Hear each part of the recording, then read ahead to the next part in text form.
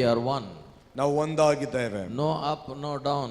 On our knees we are all equal. ನಾವೆಲ್ಲ ಮೊಣಕಾಲ ಮೇಲೆ ಸಮಾನರೇ.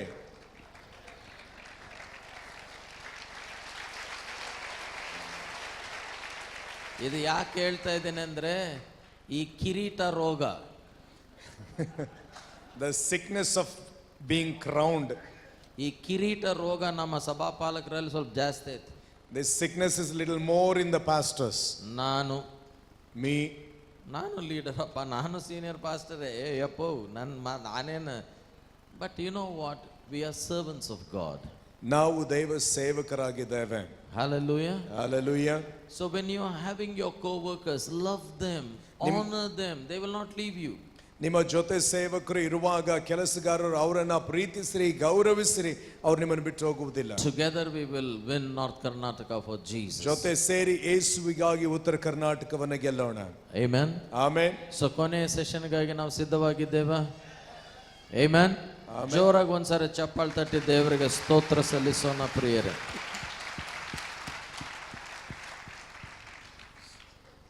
I want to bring a word of God. It's actually a very elaborate topic, but I will give you a synopsis of how we can strategize to win North Karnataka. ಉತ್ತರ ಕರ್ನಾಟಕವನ್ನು ಹೇಗೆ ಜಯಿಸಬಹುದೆಂಬುದಕ್ಕೆ ಬಹಳ ವಿಶಾಲವಾದ ವಿಷಯ ಇದಾಗಿದೆ. ಅದನ್ನು ಸಂಕ್ಷಿಪ್ತವಾಗಿ ನಿಮಗೆ ಕೊಡುವ ಪ್ರಯಾಸ ಪಡ್ತೇನೆ. Whatever I tell you is from the word of God. ನಾನು ಹೇಳುವುದೆಲ್ಲವೂ ದೇವರ ವಾಕ್ಯದಿಂದಲೇ ಇದೆ. If it is not from the word of God, take it and throw it in the dustbin. ಆ ಒಂದು ನಿಯಮಗಳು ಸಂಗತಿಗಳು ದೇವರ ವಾಕ್ಯದಿಂದ ಬಂದಿರದೆ ಹೋದರೆ ತೆಗೆದು ಕಸ ತೊಟ್ಟಿಯಲ್ಲಿ ಹಾಕ್ರಿ. But if it is according to the word of God, ದೇವರ ವಾಕ್ಯಕ್ಕನುಸಾರವಾಗಿ ಇದ್ದರೆ apply it into your life. ಅದನ್ನ ನಿಮ್ಮ ಜೀವಿತಕ್ಕೆ ಅಳವಡಿಸಿಕೊಳ್ಳಿರಿ. I want to tell again, it takes one soldier to fight in a battle, but it takes an entire army to win the war. ಯುದ್ಧ ಮಾಡುವುದಕ್ಕೆ ಒಬ್ಬ ಸೈನಿಕನು ಬೇಕಾದರೂ ಕೂಡ ಯುದ್ಧ ಜಯಿಸುವುದಕ್ಕೆ ಸೈನ್ಯದ ಅವಶ್ಯಕತೆ ಇರ್ತದೆ. And God is raising a new army here. God is raising up a new tribe here who will take care of the family, but health will be on the front lines of the battle. ಇಲ್ಲಿ ಕರ್ತನು ಇಂಥ ಸೈನ್ಯವನ್ನು ಎಬ್ಬಿಸ್ತಾ ಇದ್ದಾನೆ. ಹೊಸ ಸೈನ್ಯವನ್ನ, ಕುಟುಂಬವನ್ನು ಕೂಡ ನೋಡಿಕೊಂಡು ಅದೇ ಸಮಯದಲ್ಲಿ ಯುದ್ಧ ಭೂಮಿಯಲ್ಲಿ ಮುನ್ನೆಲೆಯಲ್ಲಿರುವಂತ ಸೈನ್ಯ. We are going out with a slogan saying North Karnataka ಗಾಗಿ, North Karnataka ಲಿಂದಲೇ ಪ್ರಾರ್ಥನೆ, ಪ್ರಸಂಗಿಕರು ಮತ್ತು ಪೈಸವನ್ನು ನಾವು ಸ್ವೀಕರಿಸುತ್ತೇವೆ. We are going with this slogan from North Karnataka to North Karnataka. The prayer and the money will be raised from North Karnataka ಎಂಬ slogan ಇಂದ ಸಾರ್ತಾ ಇದ್ದೇವೆ. Jesus in you is the answer of glory. ನಿನ್ನಲ್ಲಿರುವ ಕ್ರಿಸ್ತನೇ ಮಹಿಮೆಯ ಉತ್ತರವಾಗಿದ್ದಾನೆ. See, many a times we have a desire, we have a burden, but we also need to understand from the word of God how we can do what we want to do. ನಮಗೆ ಅನೇಕ ಸಾರಿ ಭಾರವಿದೆ, ಅದನ್ನ ಹೇಗೆ ಮಾಡಬೇಕೆಂಬುದನ್ನು ದೇವರ ವಾಕ್ಯದಿಂದಲೇ ನಾವು ಕಲಿಯಬೇಕು. I'll tell you a story. ಒಂದು ಕಥೆ ಹೇಳ್ತೇನೆ. Because what we are having here is a very mountainous task. ಇಲ್ಲಿ ನಮ್ಮ ಎದುರಿಗಿರುವಂತ ಈ ಒಂದು ಗುರಿ ಬಹಳ ವಿಶಾಲವಾದದ್ದಾಗಿದೆ. What we are attempting to do has never happened in the last 2000 plus years. ನಾವು ಏನನ್ನ ಮಾಡುವ ಪ್ರಯತ್ನಕ್ಕೆ ಕೈ ಹಾಕ್ತಾ ಇದ್ದೇವೆ, ಅದು 2000 ವರ್ಷಗಳಲ್ಲಿ ಆಗದೇ ಇರುವಂತ ವಿಷಯವಾಗಿದೆ. And then we, the people of faith, are rising up and saying we will do it in the next 5 years. ನಾವು ನಂಬಿಕೆಯ ಜನರಾಗಿ ಮುಂದಿನ 5 ವರ್ಷಗಳಲ್ಲಿ ಮಾಡ್ತೇವೆ ಎಂಬುದಾಗಿ ನಾವು ಹೇಳ್ತಾ ಇದ್ದೇವೆ. Do you agree with me? ಒಪ್ಪಿಕೊಳ್ತೀರಾ? ಸಾಧ್ಯನಾ ಅಸಾಧ್ಯನಾ? ಜೋರಾಗಿ ಹೇಳ್ಬೇಕು, ಸಾಧ್ಯನಾ ಅಸಾಧ್ಯನಾ? But I want us, the church, the leaders, to understand as much as we need to be excited about a vision, we need to be very practical about our strategy. ನಾವು ಎಷ್ಟು ಈ ದರ್ಶನದ ವಿಷಯವಾಗಿ ಉತ್ಸಾಹವುಳ್ಳವರಾಗಿರ್ತೇವೋ ಅಷ್ಟೇ ನಮ್ಮ ಕೆಲಸದ ವಿಷಯದಲ್ಲಿ ಆ ನಿಯಮಗಳನ್ನ, ತತ್ವಗಳನ್ನ ಕಲಿಯುವುದರಲ್ಲೂ ಆಸಕ್ತಿ ತೋರಿಸಬೇಕು. By the grace of God, I've been involved in birthing church planting movements in more than one place. ಒಂದು ಸ್ಥಳಕ್ಕಿಂತ ಹೆಚ್ಚು ಸ್ಥಳಗಳಲ್ಲಿ ಸಭೆಗಳನ್ನ ಸ್ಥಾಪನೆ ಮಾಡುವಂತ ಚಳುವಳಿಯ ಪ್ರಾರಂಭಕ್ಕೆ ಕಾರಣನಾಗಿದ್ದೇನೆ. I carry a rich experience. ನನಗೆ ಬಹಳವಾದ ಅನುಭವವಿದೆ. But I still need to learn. ಆದರೂ ನಾನು ಕಲಿಯಬೇಕಾದದ್ದಿದೆ. As I told you yesterday, I am an unashamed learner. ನಾನು ನಿನ್ನೆ ದಿನ ನಿಮಗೆ ಹೇಳಿದ್ದೇನೆ, ನಾನು ಕಲಿಯುವುದಕ್ಕೆ ನಾಚಿಕೆ ಪಟ್ಟು ಕೊಡುವುದಿಲ್ಲ. So let me tell you a story. ಒಂದು ಕತೆ ಹೇಳ್ತೇನೆ ಕೇಳಿ. Again, my stories are old but they are beautiful. ನನ್ನ ಕತೆ ಹಳೆಯದು ಆದರೆ ಬಹಳ ಸುಂದರವಾಗಿವೆ. Okay. One day there was an old abandoned house far away outside the city. ಒಂದು ಪಟ್ಟಣದ ಹೊರಗಡೆ ಯಾರು ವಾಸಿಸದೇ ಇರುವಂತ ಒಂದು ಮನೆ ಇತ್ತು. And there a few rats went and started living there. ಅಲ್ಲಿ ಕೆಲವು ಇಲಿಗಳು ವಾಸಿಸುವುದಕ್ಕೆ ಪ್ರಾರಂಭಿಸಿದವು. And these rats are like us Indians, they have no family planning, they will multiply and multiply and multiply. ಈ ಇಲಿಗಳು ನಮ್ಮ ಭಾರತೀಯರ ಹಾಗೆ ಫ್ಯಾಮಿಲಿ ಯೋಜನೆಗಳು ಇರುವುದಿಲ್ಲ, ಹೆಚ್ಚಾಗ್ತಾನೆ ಹೋಗ್ತವೆ. 10 became 100, 100 became 500 because it was an uninhabited place and the rats were having a time of their life there. ಅಲ್ಲಿ ಯಾವ ಮನುಷ್ಯ ವಾಸವಿಲ್ಲದ ಸ್ಥಳವಾದ ಕಾರಣ ಇಲಿಗಳು ಸಂತೋಷದಿಂದ 100ರಿಂದ 500, 500ರಿಂದ 5000 ಹೀಗೆ ಬೆಳೀತಾ ಹೋದವು. As everything was happy and peaceful and joyful, one day suddenly a cat came there. ಅಲ್ಲಿ ಎಲ್ಲವೂ ಸಂತೋಷದಿಂದ ನಡೆಯುತ್ತಾ ಇರುವಾಗ ಒಂದು ದಿನ ಒಂದು ಬೆಕ್ಕು ಅಲ್ಲಿಗೆ ಬಂತು. And the cat started eating rat after rat and started singing hallelujah without a stop. ಆ ಒಂದು ಬೆಕ್ಕು ಇಲಿ ಆದ ಮೇಲೆ ಇಲಿ ತಿಂತಾ ಹಲ್ಲೆಲೂಯಾ ಹೇಳ್ತಾ ನಿಲ್ಲಿಸದೆ ತಿಂತಾ ಹೋಯ್ತು. It was a breakdown for the rat but it was a breakthrough for the cat. ಆ ಇಲಿಗಳಿಗೆ ಹಿನ್ನಡೆ ಆದ್ರೆ ಬೆಕ್ಕಿಗೆ ಮುನ್ನಡೆಯಾಗಿತ್ತು. It is strange, sometimes your breakdown is a breakthrough for somebody. ಆ ಕೆಲವು ಸಾರಿ ನಿಮ್ಮ ಹಿನ್ನೆಲೆ ಬೇರೆಯವರಿಗೆ ಮುನ್ನಡೆ ಆಗ್ತದೆ. When your car tire punctures, it's breakdown for you, but the puncture shop fellow will say breakthrough for me. ನಿಮ್ಮ ಕಾರ್ ಪಂಕ್ಚರ್ ಆಗುವಾಗ ನಿಮಗೆ ಹಿನ್ನಡೆ ಆದ್ರೆ ಆ ಪಂಕ್ಚರ್ ಸರಿಪಡಿಸುವವನಿಗೆ ಇದು ನನಗೆ ಮುನ್ನಡೆ ಅಂತ ಆತನು ಸಂತೋಷ ಪಡ್ತಾನೆ. So the rats had a severe problem because their population started decreasing. ಈ ಇಲಿಗಳಿಗೆ ಬಹಳ ದೊಡ್ಡ ಸಮಸ್ಯೆ ಎದುರಾಯಿತು, ಏಕೆಂದ್ರೆ ಅವುಗಳ ಸಂಖ್ಯೆ ಕಡಿಮೆ ಆಗ್ತಾ ಇತ್ತು. They called for an emergency meeting. ಅವರು ತುರ್ತು ಸಭೆ ಕರೆದರು. General body meeting. ಆ general body meeting. And they said, "Yeah, if we don't do anything about the cat, we all will die." ಈ ಬೆಕ್ಕಿಗೆ ನಾವು ಏನಾದ್ರೂ ಮಾಡದೆ ಹೋದ್ರೆ ನಾವೆಲ್ಲರೂ ಸತ್ತು ಹೋಗ್ತೇವೆ ಎಂಬುದಾಗಿ ಹೇಳಿದರು. So they said, "Anybody have any ideas?" ಯಾರಿಗಾದ್ರೂ ಏನಾದ್ರೂ ಯೋಚನೆಗಳು ಐಡಿಯಾಗಳಿದೆಯಾ? Each one came up with an idea. ಎಲ್ಲರಲ್ಲಿ ಒಂದೊಂದು ಯೋಚನೆ ಬಂತು. They said, "We will go and kill the cat." ಅವರು ಹೇಳಿದ್ರು, ಉಪಾಯ ಹೇಳಿದ್ರು, ನಾನು ಇಲಿಯನ್ನ ಆ ಬೆಕ್ಕನ್ನು ಸಾಯಿಸೋಣ. It will not work. ಅದು ನಡೆಯುವುದಿಲ್ಲ. They said, "We will do that, we will do this," nothing worked. ಇದನ್ನ ಮಾಡೋಣ ಅದನ್ನ ಮಾಡೋಣ, ಯಾವುದು ಕೆಲಸಕ್ಕೆ ಬರಲಿಲ್ಲ. And then they finally concluded. ಕೊನೆಗೆ ಅವರು ಹೀಗೆ ತೀರ್ಮಾನಕ್ಕೆ ಬಂದರು.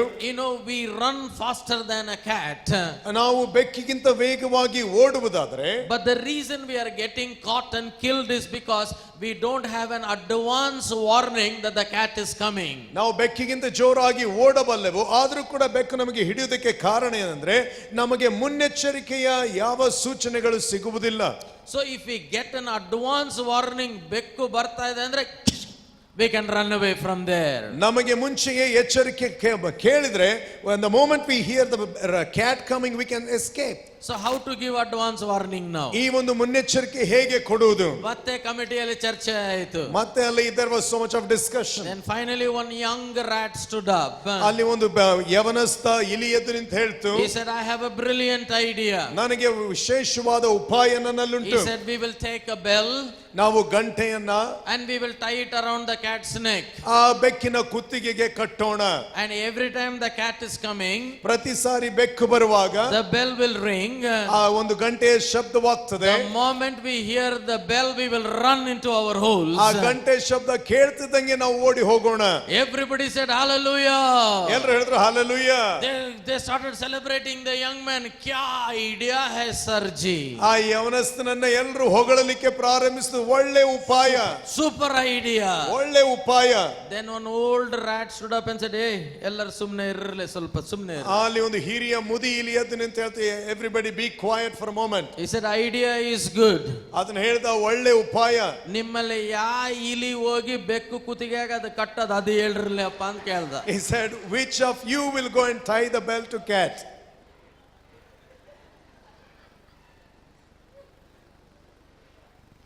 ನಾರ್ತ್ ಕರ್ನಾಟಕ, ಹಲ್ಲೆಲೂಯಾ, ಹಳ್ಳಿ ಹಲ್ಲೆಲೂಯ ಮಾಡೋದ್ಯಾರು, ಮಾಡೋದು ಹೇಗೆ? Sometimes I feel we as a church, we have passion, we have anointing, we have everything, but we lack in strategy. ನಮ್ಮಲ್ಲಿ ಅನೇಕ ಸಾರಿ ನಮಗೆ ದರ್ಶನ ಉಂಟು, ಭಾರ ಉಂಟು, ಆದರೆ ಈ ಯುದ್ಧ ನೈಪುಣ್ಯತೆಯ ಕೊರತೆ ನಮಗುಂಟು. Are you ready to learn from the word of God? ದೇವರ ವಾಕ್ಯದಿಂದ ಕಲಿಯಲಿಕ್ಕೆ ಸಿದ್ಧವಾಗಿದ್ದೀರಾ? ಸಿದ್ಧವಾಗಿರೋರೆಲ್ಲರೂ ಜೋರಾಗಿ amen. Awesome. You know, when you read the book of Nehemiah, one of my all-time favorite book, ನೆಹೆಮೀಯನ ಪುಸ್ತಕ ನನಗೆ ಬಹಳ ಇಷ್ಟ. ಅದನ್ನು ನೀವು ಓದುವಾಗ you know, you learn more than one lesson there. ಅಲ್ಲಿ ಒಂದಕ್ಕಿಂತ ಹೆಚ್ಚು ಕಥೆಗಳನ್ನು ಕಲಿಯುತ್ತೀರಿ, ಪಾಠಗಳನ್ನ. One of the things I love about Nehemiah is Nehemiah was an accomplisher in his life. ಆ ಒಂದು ನೆಹೆಮೀಯನ ವಿಷಯದಲ್ಲಿ ನನಗೆ ಇಷ್ಟವಾಗುವ ಸಂಗತಿ ಏನಂದ್ರೆ, ಆತನು ಜೀವಿತದಲ್ಲಿ ಸಾಧಿಸುವಂತ ವ್ಯಕ್ತಿಯಾಗಿದ್ದ. You know, he was not a mere worker, but he was an accomplisher. ಆತನು ಸುಮ್ಮನೆ ಕೆಲಸ ಮಾಡುವವನಲ್ಲ, ಸಾಧಿಸುವವನಾಗಿದ್ದ. In 52 days he finished building the walls of Jerusalem. 52 ದಿನಗಳಲ್ಲಿ ಯೆರೂಸಲೇಮಿನ ಕೋಟೆ ಗೋಡೆಗಳನ್ನ ಕಟ್ಟಿ ತೀರಿಸಿದ. You know, I am a learner, but I always want to learn from somebody who has done better than me, who is a better person than me, who has gone ahead of me. ನಾನು ಒಳ್ಳೆ ಕಲಿಯುವ ವ್ಯಕ್ತಿಯಾಗಿದ್ದೇನೆ. ನನಗಿಂತ ಉತ್ತಮವಾದ ಮಾರ್ಗದಲ್ಲಿ ಉತ್ತಮವಾಗಿ ಕೆಲಸ ಮಾಡಿದವರಿಂದ ಅವರಿಂದ ಯಾವಾಗಲೂ ನಾನು ಕಲಿಯಲಿಕ್ಕೆ ಇಷ್ಟಪಡ್ತೇನೆ. I am a student of the school of Nehemiah. ನೆಹೆಮೀಯನ ಶಾಲೆಯ ವಿದ್ಯಾರ್ಥಿ ನಾನು. In 52 days he finished the walls of Jerusalem. 52 ದಿನಗಳಲ್ಲಿ ಯೆರೂಸಲೇಮಿನ ಗೋಡೆಗಳನ್ನ ಕಟ್ಟಿ ಮುಗಿಸಿದ. But you and I are saying in 5 years we will finish North Karnataka. ನೀವು ನಾನು ಹೇಳ್ತಾ ಇದ್ದೇವೆ 5 ವರ್ಷದಲ್ಲಿ ಉತ್ತರ ಕರ್ನಾಟಕವನ್ನ ಮುಗಿಸೋಣ. So we need to learn some lessons from Nehemiah. ನೆಹೆಮೀಯನಿಂದ ನಾವು ಕೆಲವು ಪಾಠಗಳನ್ನ ಕಲಿಯಬೇಕು. The first thing I learned from Nehemiah was he was a result oriented, fruit oriented in his life. ನಾನು ನೆಹೆಮೀಯನಿಂದ ಕಲಿಯುವಂತದ್ದು ಆತನ ದೃಷ್ಟಿ ಯಾವಾಗಲೂ ಫಲಿತಾಂಶ ಮತ್ತು ಫಲದ ಮೇಲೆ ಇರ್ತಾ ಇತ್ತು. Many Christians are erroneously believing ನಾವು ಫಲದ ಮೇಲೆ ಕಣ್ಣಿಡಬಾರದು, ರಿಸಲ್ಟ್ ಮೇಲೆ ಕಣ್ಣಿಡಬಾರದು, ನಮ್ಮ ಕಾರ್ಯ ಬೇರೆ, ಕೆಲಸ ಫಲ ಕೊಡೋದು ಅವನು. Which Bible do you read? ಅನೇಕರು ಹೀಗೆ ನಂಬ್ತಾರೆ. We should not focus on the fruit and the result, but our job is to keep working and he brings the fruit. We have to be fruit minded, we have to be fruit oriented, because that is the word of the Almighty God. ನಾವು ಫಲವನ್ನು ಎದುರು ನೋಡುವವರು, ಫಲಿತಾಂಶವನ್ನು ಕೊಡುವವರಾಗಿರಬೇಕು, ಯಾಕಂದ್ರೆ ಅದು ಸರ್ವಶಕ್ತನಾದ ದೇವರ ವಾಕ್ಯವೇ ಆಗಿದೆ. John chapter 15 verse 16. ಯೋಹಾನ 15:16 ವಾಕ್ಯ. Jesus said, ಯೇಸು ಹೇಳ್ತಾರೆ, you have not chosen me, but I have chosen you, and I have ordained you that you may bear fruit and that your fruit would remain. ನೀವು ನನ್ನನ್ನು ಆರಿಸಿಕೊಂಡಿಲ್ಲ, ನಾನು ನಿಮ್ಮನ್ನು ಆರಿಸಿಕೊಂಡಿದ್ದೇನೆ ಮತ್ತು ನೀವು ಫಲ ಕೊಡುವವರಾಗಬೇಕು, ಆ ಫಲವು ನಿಲ್ಲುವಂತದಾಗಬೇಕಾಗಿ ಹೇಳ್ತಾರೆ. ಎಲ್ಲರೂ ಜೋರಾಗಿ ನನ್ನಿಂದ ಹೇಳ್ರಿ ಫಲ. ಇನ್ನೊಂದ್ಸರಿ ಹೇಳ್ರಿ ಫಲ. And now, though Jesus said, I have ordained you to bear fruit, yet many pastors, many Christians are saying, no, we should not look at the fruit, we should simply faithfully work. Whether fruit or no fruit, we continue working. Which Bible do you read? ಕರ್ತನು ಹೇಳ್ತಾನೆ, ನೀವು ಫಲ ಕೊಡಬೇಕಾಗಿ ನೇಮಿಸಿದ್ದೇನೆ ಅಂತ ಹೇಳುವಾಗಲೂ ಕೂಡ ಕೆಲವು ಸೇವಕರು ಹೇಳ್ತಾರೆ, ಫಲದ ಮೇಲೆ ದೃಷ್ಟಿ ಇಡದೆ ನೀವು ಯಥಾರ್ಥವಾಗಿ ಕೆಲಸ ಮಾಡಲೇಬೇಕು, ಫಲ ಬರಲಿ ಬರದೇ ಇರಲಿ. ಯಾವ ಸತ್ಯವೇದ ಓದ್ತಾ ಇದ್ದೀರಿ? Do you understand?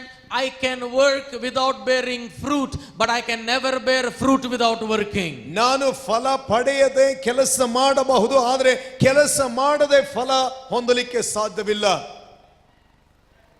But still Jesus didn't call me to work, he ordained me to bear fruit. ಆದರೂ ಯೇಸು ನನ್ನನ್ನು ಕೆಲಸಕ್ಕಾಗಿ ಕರೆಯದೆ ಫಲ ಕೊಡುವುದಕ್ಕಾಗಿ ಕರೆದಿದ್ದಾನೆ. But I need to understand, I can work being fruitless, but I can never be fruitful without working. ನಾನು ಕೆಲಸ ಮಾಡಿ ಫಲ ಹೊಂದದೇ ಇರಬಹುದು, ಆದರೆ ಫಲ ಪಡೆಯಬೇಕಾದ್ರೆ ಕೆಲಸ ಮಾಡದೆ ಅದು ಇರಲಿಕ್ಕೆ ಸಾಧ್ಯವೇ ಇಲ್ಲ. The synonyms of fruit are result, and don't be allergic to this word. ಈ ಶಬ್ದಕ್ಕೆ ನೀವು ಆಲಸ್ಯಗಾರರಾಗಬೇಡ್ರಿ. ಫಲವತ್ತತೆಗೆ ಒಂದು ಫಲ ಕೊಡುವುದೇ ಒಂದು ಸಮಾನಾರ್ಥಕ ಪದವಾಗಿದೆ. God is interested in the fruit of your life. ನಿಮ್ಮ ಜೀವಿತದ ಫಲದಲ್ಲಿ ಕರ್ತನಿಗೆ ಆಸಕ್ತಿಯುಂಟು. Please don't misunderstand me. I am not talking about the fruit of the Spirit, love, joy and peace. No. I am talking about being fruitful in your life, fruitful in your ministry, fruitful in your churches. ನನ್ನನ್ನು ತಪ್ಪಾಗಿ ಅರ್ಥ ಮಾಡಿಕೊಳ್ಳಬೇಡ್ರಿ. ಆತ್ಮನ ಫಲಗಳಾದ ಪ್ರೀತಿ, ತಾಳ್ಮೆ, ಸಹನೆ ವಿಷಯದಲ್ಲಿ ಮಾತನಾಡ್ತಾ ಇಲ್ಲ. ನಿಮ್ಮ ಜೀವಿತದ ಫಲ, ನಿಮ್ಮ ಸೇವೆಯ ಫಲದ ಬಗ್ಗೆ ಮಾತನಾಡ್ತಾ I ಇದ್ದೇನೆ. challenged you 5 years from now, we must meet here for a celebration meeting of what we have accomplished in the name of the Lord Jesus Christ in North Karnataka.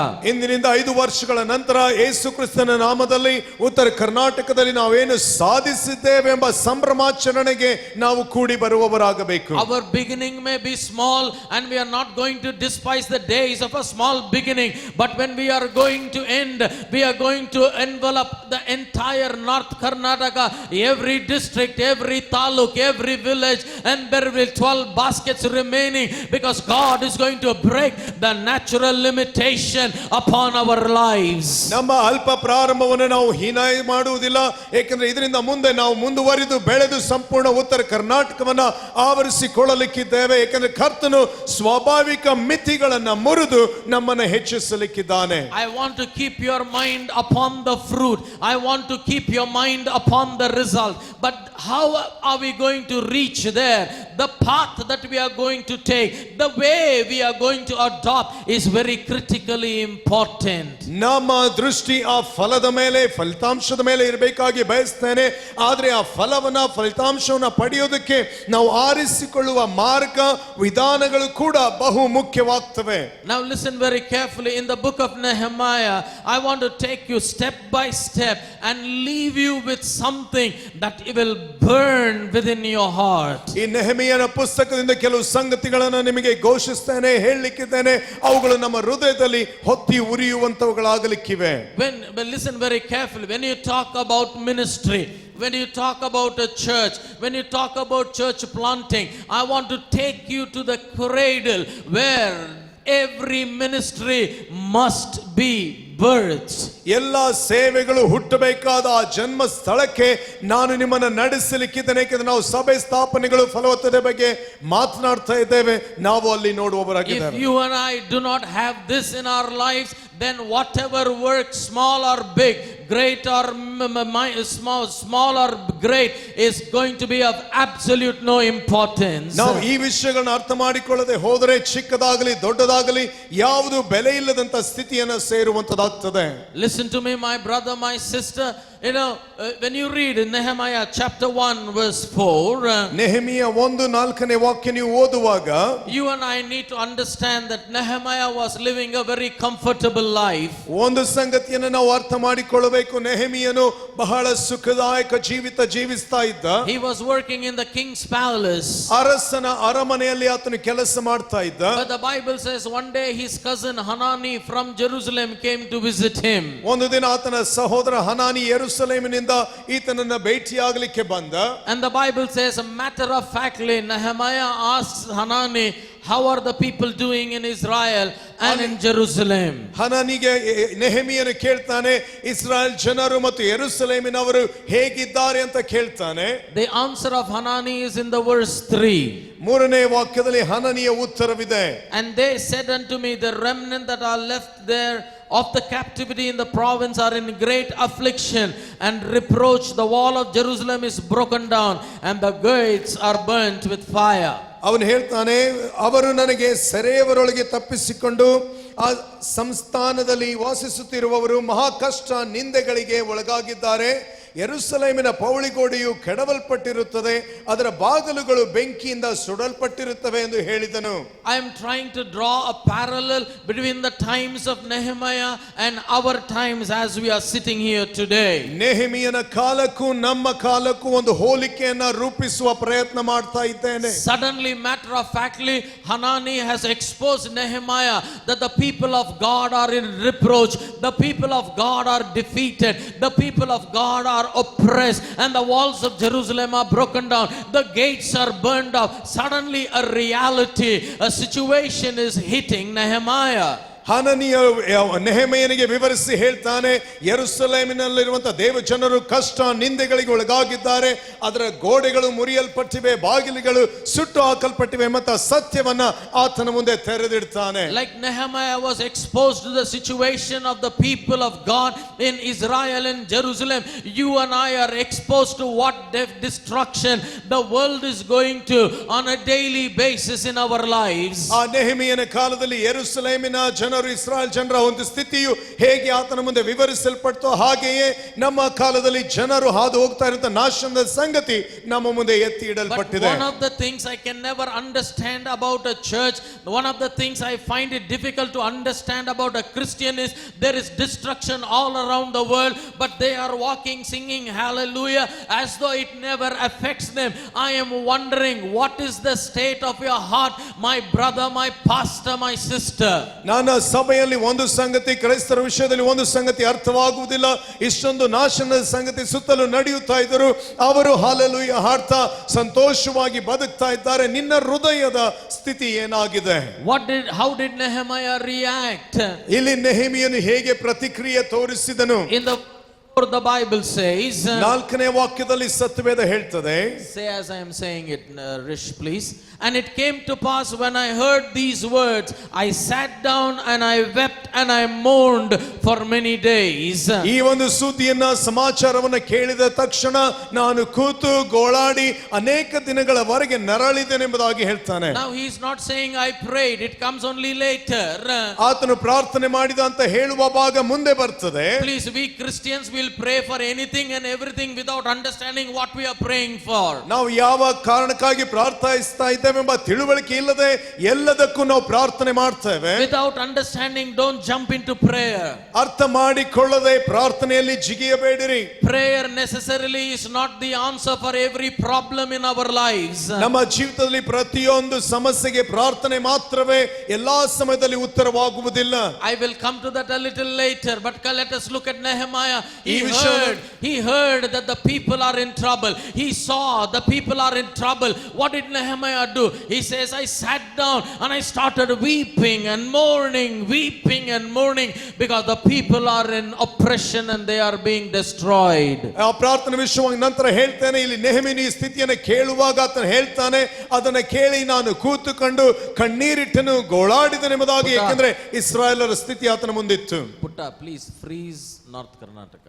You know, when you look at North Karnataka, we walk through the villages, we walk through the districts. I want to ask you, I want to challenge you, when is the last time you and I have sat and cried, not for ourselves, not for our needs, not for our families, but looking at those hundreds and thousands of villages which do not have a missionary, that does not have a church, that does not have a Christian worker, and you realize that if somebody will preach the gospel to them, like the gospel changed your life, that gospel can change the lives of everybody who will believe in that wonderful gospel of the Lord Jesus Christ. ನಾವು ಪ್ರತಿ ಉತ್ತರ ಕರ್ನಾಟಕದ ಹಳ್ಳಿಗಳಲ್ಲಿ ಬೀದಿಗಳಲ್ಲಿ ನಡೆಯುವಾಗ ಆ ಜನರನ್ನ ನೋಡಿ ಅಲ್ಲಿ ಸಭಾಪಾಲಕರು ಇಲ್ಲದೆ ಇರುವುದು, ಕ್ರಿಸ್ತನಲ್ಲಿ ಜನರು ಬರದೇ ಇರುವುದನ್ನು ನೋಡುವಾಗ ಯಾರು ಸುವಾರ್ತೆ ಸಾರ್ತಾರೆಂಬಂತ ಮನಸ್ಸಿನ ಕೂಗು ನಿಮ್ಮಲ್ಲಿ ಬರಲಿಲ್ಲವೇ? A ministry is not birthed in the cradle of a vision. A ministry is not birthed in a cradle of an ambition, but a ministry must be birthed in a cradle of a burden that will break your heart, because your heart is broken at the things that break the heart of the Almighty God. ಬರೀ ದರ್ಶನಗಳಿಂದಲೇ ಭಾರಗಳಿಂದಲೇ ಈ ಒಂದು ಸೇವೆಯ ದರ್ಶನಗಳು ಪ್ರಾರಂಭವಾಗಬೇಕಾಗಿಲ್ಲ, ಅವುಗಳು ಮನ ಮುರಿದಂತ ಹೃದಯದಿಂದ ಪ್ರಾರಂಭವಾಗಬೇಕಾಗಿರುತ್ತದೆ. I am in North Karnataka not mainly because of a vision. I am not in North Karnataka mainly because I want to do some work. My heart breaks when I think about North Karnataka. There are times in the night I sit up and I pray, I weep crying, Lord, let something happen in North Karnataka. My challenge to you is, has any time your heart been broken? Nehemiah's heart was broken. Every ministry will be birthed in the cradle of burden. ಈ ಒಂದು ಉತ್ತರ ಕರ್ನಾಟಕ ಭಾಗದವನಾದ ಕಾರಣ ಉತ್ತರ ಕರ್ನಾಟಕಕ್ಕೆ ದರ್ಶನ ಇಟ್ಟುಕೊಂಡು ಬಂದವನಲ್ಲ. ಇಲ್ಲಿ ಸ್ಥಿತಿಯನ್ನು ನೋಡುವಾಗ ಅನೇಕ ಸಾರಿ ಕರ್ತನ ಸನ್ನದಿಯಲ್ಲಿ ಕೂತುಕೊಂಡು ಸ್ವಾಮಿ ಈ ಜನರ ಸ್ಥಿತಿ ಏನೆಂಬುದಾಗಿ ಮನ ಮುರಿದವನಾಗಿ ಗೋಳಾಡುವವನಾಗಿದ್ದೇನೆ, ಅಲ್ಲೇನಾದ್ರೂ ಆಗಲಿ ಎಂಬುದಾಗಿ ಹೇಳ್ತೇನೆ. ಅದೇ ರೀತಿ ಸವಾಲು ನಿಮಗೆ ಆಗ್ತಾನೆ. ಆ ಭಾರ, ಆ ಒಂದು ಕೂಗು ನಿಮ್ಮಲ್ಲಿದೆಯಾ? Ministry and church is not a member number game. It is something about the heart of God. People are God's people. Jesus Christ died for them. His blood was shed for them. ಆ ಸಭೆ ಅನ್ನುವಂಥದ್ದು ಸಂಖ್ಯೆಗಳ ಬಗ್ಗೆ ಇರುವಂತ ಲೆಕ್ಕಾಚಾರದ ಸಭೆಯಲ್ಲ. ಯೇಸು ಕ್ರಿಸ್ತನು ಅವರಿಗಾಗಿ ಪ್ರಾಣ ಕೊಟ್ಟಂತದ್ದು, ಆ ಒಂದು ಪ್ರಾಮುಖ್ಯತೆ ಅಲ್ಲಿ ಇರಬೇಕು. The biggest impediment, the biggest danger for the missions is not the devil. It is not the right-wing fundamental group. It is the insensitivity of the heart of a child of God. Insensitivity of the heart of the churches, that we are not broken, are the things that break the heart of God. ಯಾವ ಸಭೆಗೆ ಒಂದು ಸೇವೆಗಳಿಗೆ ವಿರುದ್ಧವಾಗಿರುವಂತದ್ದು ಸೈತಾನನಲ್ಲ, ಎಡಪಂಥೀಯ ಬಲಪಂಥೀಯ ಗುಂಪುಗಳಲ್ಲ.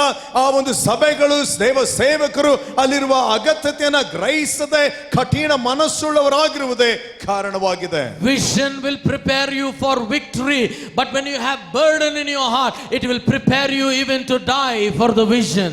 ನಿಮ್ಮ ದರ್ಶನವು ನಿಮ್ಮನ್ನ ಫಲಿತಾಂಶಕ್ಕಾಗಿ ಜಯಕ್ಕಾಗಿ ಸಿದ್ಧ ಮಾಡ್ತದೆ. ಆದ್ರೆ ನಿಮ್ಮ ಹೃದಯದಲ್ಲಿ ಭಾರ ಉಂಟಾಗುವಾಗ ಆ ದರ್ಶನಕ್ಕಾಗಿ ಪ್ರಾಣ ಕೊಡುವುದಕ್ಕೆ ನಿಮ್ಮನ್ನ ಸಿದ್ಧ ಮಾಡ್ತದೆ. Let me tell you one example. ಒಂದು ಉದಾಹರಣೆ ಹೇಳ್ತೇನೆ. But before that, let me ask you, don't answer me. How many of us carry your burden to a point you're willing to lay your life down, you're willing to lay your ego down, you're willing to lay your name down? You know why? We have only one burden. North Karnataka must be reached for the Lord Jesus Christ. ಈ ಪ್ರಶ್ನೆಗೆ ನೀವು ಉತ್ತರಿಸುವ ಅವಶ್ಯಕತೆ ಇಲ್ಲ. ನಿಮ್ಮಲ್ಲಿ ಎಷ್ಟು ಜನ ಈ ಉತ್ತರ ಕರ್ನಾಟಕಕ್ಕಾಗಿ ಭಾರ ಹೊಂದಿದವರಾಗಿ ನಿಮ್ಮ ಪ್ರಾಣ ಕೊಡುವಷ್ಟು ಮಟ್ಟಿಗೆ, ನಿಮ್ಮ ಸ್ವಾರ್ಥವನ್ನು ಬಿಡುವಷ್ಟು ಮಟ್ಟಿಗೆ ನೀವು ಭಾರವನ್ನು ಹೊಂದಿದವರಾಗಿದ್ದೀರಿ. Imagine I am at a 10-story building looking down a balcony. ಒಂದು ಕಲ್ಪನೆ ಮಾಡಿರಿ, 10 ಮಹಡಿಯ ಮನೆಯಲ್ಲಿ ಇದ್ದುಕೊಂಡು ಹೊರಗಡೆ ನಾನು ನೋಡುವುದಾದ್ರೆ, outside the balcony I am trying to lift a huge bag of sand. ಆ ಬಾಲ್ಕನಿಯ ಹೊರಗಡೆ ನಿಂತುಕೊಂಡು ದೊಡ್ಡ ಉಸುಕಿನ ಚೀಲವನ್ನು ಎತ್ತುವ ಪ್ರಯತ್ನ ಮಾಡುವಾಗ it is too heavy for me. ನನಗೆ ಬಹಳ ಭಾರವಾಗ್ತದೆ. If I don't let go the bag, I will fall down and I may die. ಆ ಚೀಲದ ಭಾರಕ್ಕಾಗಿ ನಾನು ಚೀಲವನ್ನು ಕೈ ಬಿಡದೆ ಹೋದ್ರೆ ನಾನೇ ಬೀಳುವ ಸಾಧ್ಯತೆ ಇದೆ. The bag is pulling me down.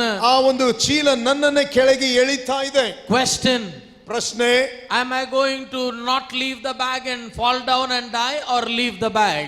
ನಾನು ಆ ಚೀಲವನ್ನ ಬಿಡಲಾರದೆ ನಾನು ಬಿದ್ದು ಸಾಯಲಿಕ್ಕೆ ಸಿದ್ಧನಾಗಿದ್ದೇನಾ ಅಥವಾ ಚೀಲವನ್ನ ಬಿಡ್ಲಿಕ್ಕಿದ್ದೇನಾ? It's only a bag of sand. ಅದು ಬರೀ ಒಂದು ಚೀಲದ ಉಸುಗು. What will I do?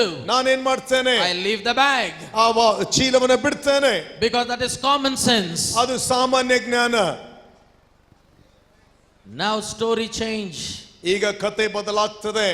I have 2 children, a daughter and a son. ನನಗೆ 2 ಮಕ್ಕಳಿದ್ದಾರೆ, ಮಗನು ಮಗಳು. Same balcony. ಅದೇ balcony. My son is almost 18 years old. ಈಗ ಮಗ ಸುಮಾರು 18 ವರ್ಷದವನಾಗಿದ್ದಾನೆ. And on the other side is not a sandbag. My son Ashrit is there. ಆ ಇನ್ನೊಂದು ಭಾಗದಲ್ಲಿ ಈಗ ಇರುವಂತದ್ದು ಒಂದು ಉಸುಕಿನ ಚೀಲವಲ್ಲ, ನನ್ನ ಮಗ ಇರುವುದಾದ್ರೆ. And I'm trying to pull him up. ಅದನ್ನು ಆತನನ್ನ ಮೇಲೆ ಎಳೆಯುವುದಕ್ಕೆ ಪ್ರಯಾಸ ಪಡ್ತಾ ಇದ್ದೇನೆ. I'm not able to pull him. ಆತನನ್ನು ಎಳೆಯಲಿಕ್ಕೆ I am about to fall. ನಾನು ಬೀಳಲಿಕ್ಕಿದ್ದೇನೆ. Question: ಪ್ರಶ್ನೆ, will I leave? ನಾನೀಗ ಕೈ ಬಿಡ್ತೇನಾ? Will you leave if it is ನೀವು your ಕೈ son? ಬಿಡ್ತೀರಾ? Johnny tu chodega? Nahi. Sanju, what will you do? ನೀವೇನ್ ಮಾಡ್ತೀರಿ? You may fall but you will never let go. ನೀವು ಬಿದ್ದರೂ ಪರವಾಗಿಲ್ಲ, ನೀವು ಆ ಹಗ್ಗವನ್ನ ಕೈ ಬಿಡುವುದಿಲ್ಲ. That is burden. ಅದು ಭಾರ. Hallelujah. Hallelujah. Come on, if you are clapping, clap for the Lord all together.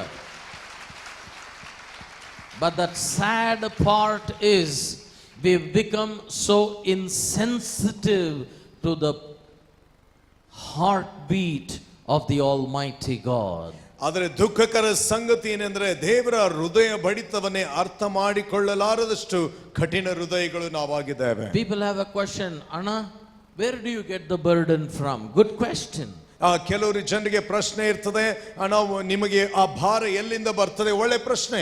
ನಾವಿಲ್ಲಿ ಕಾನ್ಫರೆನ್ಸ್ ಅಲ್ಲಿ ಬಂದಾಗ ಭಾರ ಐತೆ, ಹೊರಗೆ ಹೋಗಿದ ಪುಸ್ತಕ ಭಾರ ಎಲ್ಲ ಹೋಗ್ಬಿಡ್ತಾರೆ. ಅವ್ರು ಹೇಳ್ತಾರೆ, when we come into the conference we have burden, the moment we get out of this place the burden leaves. Correct. ಸರಿ. Missions burden is the heartbeat of God. ಈ ಸೇವೆಗಳ ಭಾರ ಅನ್ನುವಂಥದ್ದು ದೇವರ ಹೃದಯ ಬಡಿತವೇ ಆಗಿದೆ. Amen. Amen. Do you know my heart is beating? ನನ್ನ ಹೃದಯ ಬಡಿತಾ ಇದೆ, ನಿಮಗೆ ಗೊತ್ತಾ? It is beating. You can't see it, you can't hear it, it is beating. Proof is hallelujah, I am alive. ಅದನ್ನ ನೀವು ನೋಡ್ಲಿಕ್ಕೆ ಆಗುವುದಿಲ್ಲ, ಅದರ ಶಬ್ದ ಕೇಳಲಿಕ್ಕೆ ಆಗುವುದಿಲ್ಲ, ಅದು ಬಡಿತಾ ಇದೆ, ಅದಕ್ಕೆ ಸಾಕ್ಷಿ ನಾನು ಜೀವಂತವಾಗಿರುವುದೇ. Sudhi, can you hear my heartbeat? No. ನಮ್ಮ ಹೃದಯ ಬಡಿತ ನಿಮಗೆ ಕೇಳಿಸ್ತಾ ಇದೆಯಾ? Come close, Sudhi. It's beating. Come close. ಹತ್ರ ಬಾ. ಈಗ ಕೇಳಿಸ್ತಾ ಇದೆಯಾ? ಇಲ್ಲ, ಕೇಳಿಸ್ತಲ್ಲ. ಮೇಲೆ ಬರ್ತೀರಾ? 10 ವರ್ಷ ಮುಂಚೆ ಹಿಂಗೆ ಮೇಲೆ ಬರ್ತಿದ್ರು. ಕಮ್ಮಿ. Come here. Now he is more close to me, correct? ಇನ್ನೂ ಬಹಳ ಹತ್ತಿರವಾಗಿದ್ದಾರೆ. Are you able to hear my heartbeat? ಹೃದಯ ಬಡಿತ ಕೇಳ್ತದೆ. ಇನ್ನು ಸ್ವಲ್ಪ ಹತ್ರ ಬರ್ರಿ, ಅಂಟ್ಕೊಂಡು ನಿಲ್ರಿ. ಕೇಳಿಸ್ತಾ ಇದೆಯಾ? Put your ears on my heart.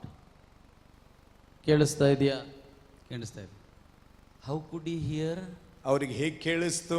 When you go close to the heart, you hear the heartbeat.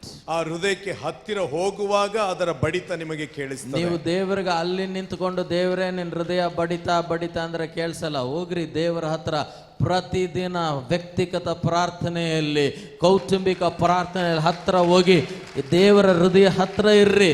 ದೇವರ ಹೃದಯದ ಬಡಿತವನ್ನು ನೀವು ಕೇಳುತ್ತೀರಿ.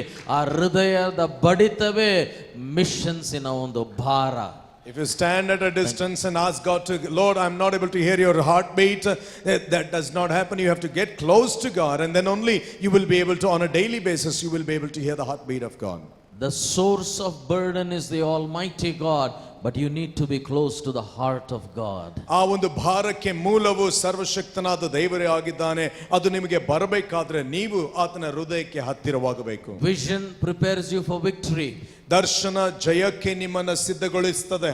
Burden will prepare you for any sacrifice. ಆ ಒಂದು ಭಾರ ಯಾವುದೇ ತ್ಯಾಗಕ್ಕೂ ನಿಮ್ಮನ್ನು ಸಿದ್ಧ ಮಾಡುತ್ತದೆ. Hallelujah. Hallelujah. ಭಾರದಿಂದ ಹೋಗೋಣ ಸೇವೆಗಾಗಿ. We will go with the burden into ministry. It is not a sandbag, it is people we are holding. ನಾವು ಹಿಡಿದಿರುವುದು ಉಸುಕಿನ ಚೀಲವಲ್ಲ, ಜನರು. Amen. Amen. Okay, we have burden. Next, what we need to do? ಆ ಭಾರ ಬಂದ ಮೇಲೆ ನಾವೇನು ಮಾಡಬೇಕು? The cradle of burden must take you into the closet of prayer. ಈ ಒಂದು ಭಾರದ ಒಂದು ತೊಟ್ಟಿಲು ನಿಮ್ಮನ್ನ ಪ್ರಾರ್ಥನೆಗೆ ನಡೆಸುವಂತದಾಗಬೇಕು. Now what I am sharing is not only for the pastors, it is for everybody.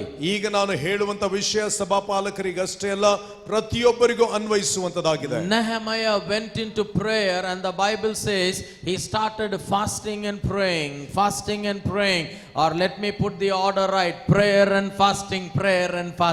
ಅಲ್ಲಿ ನೆಹೆಮೀಯನು ಈ ಭಾರವನ್ನು ಹೊತ್ತುಕೊಂಡವನಾದ ಮೇಲೆ ಅವನು ಪ್ರಾರ್ಥನೆಯಲ್ಲೂ ಉಪವಾಸದಲ್ಲೂ ಮುಂದುವರಿದನು. ಎಲ್ಲರ ಜೋರಾಗಿ ಹೇಳೋಣ, ಪ್ರಾರ್ಥನೆ ಉಪವಾಸ. ಈ ಕಡೆಯಿಂದ ಹೇಳೋಣ, ಉಪವಾಸ ಪ್ರಾರ್ಥನೆ. ನಿನ್ನೆ ಯಾರೋ ಊಟ ಬಡಿಸ್ತಾ ಇದ್ರು, ಏನಪ್ಪಾ ನಿಮ್ ಬೀದರಲ್ಲಿ ಮಾಡ್ತೀರಾ ಉಪವಾಸ ಪ್ರಾರ್ಥನೆ? ನಾನು ಸೆಂಟೆನ್ಸೇ ಮುಗಿಸ್ಲ, ಅವೆಲ್ಲ ನಮ್ಗೆ ಆಗಲ್ಲ ಬಿಡ್ರಣ್ಣ, ನೀವು ತಿನ್ರಿ.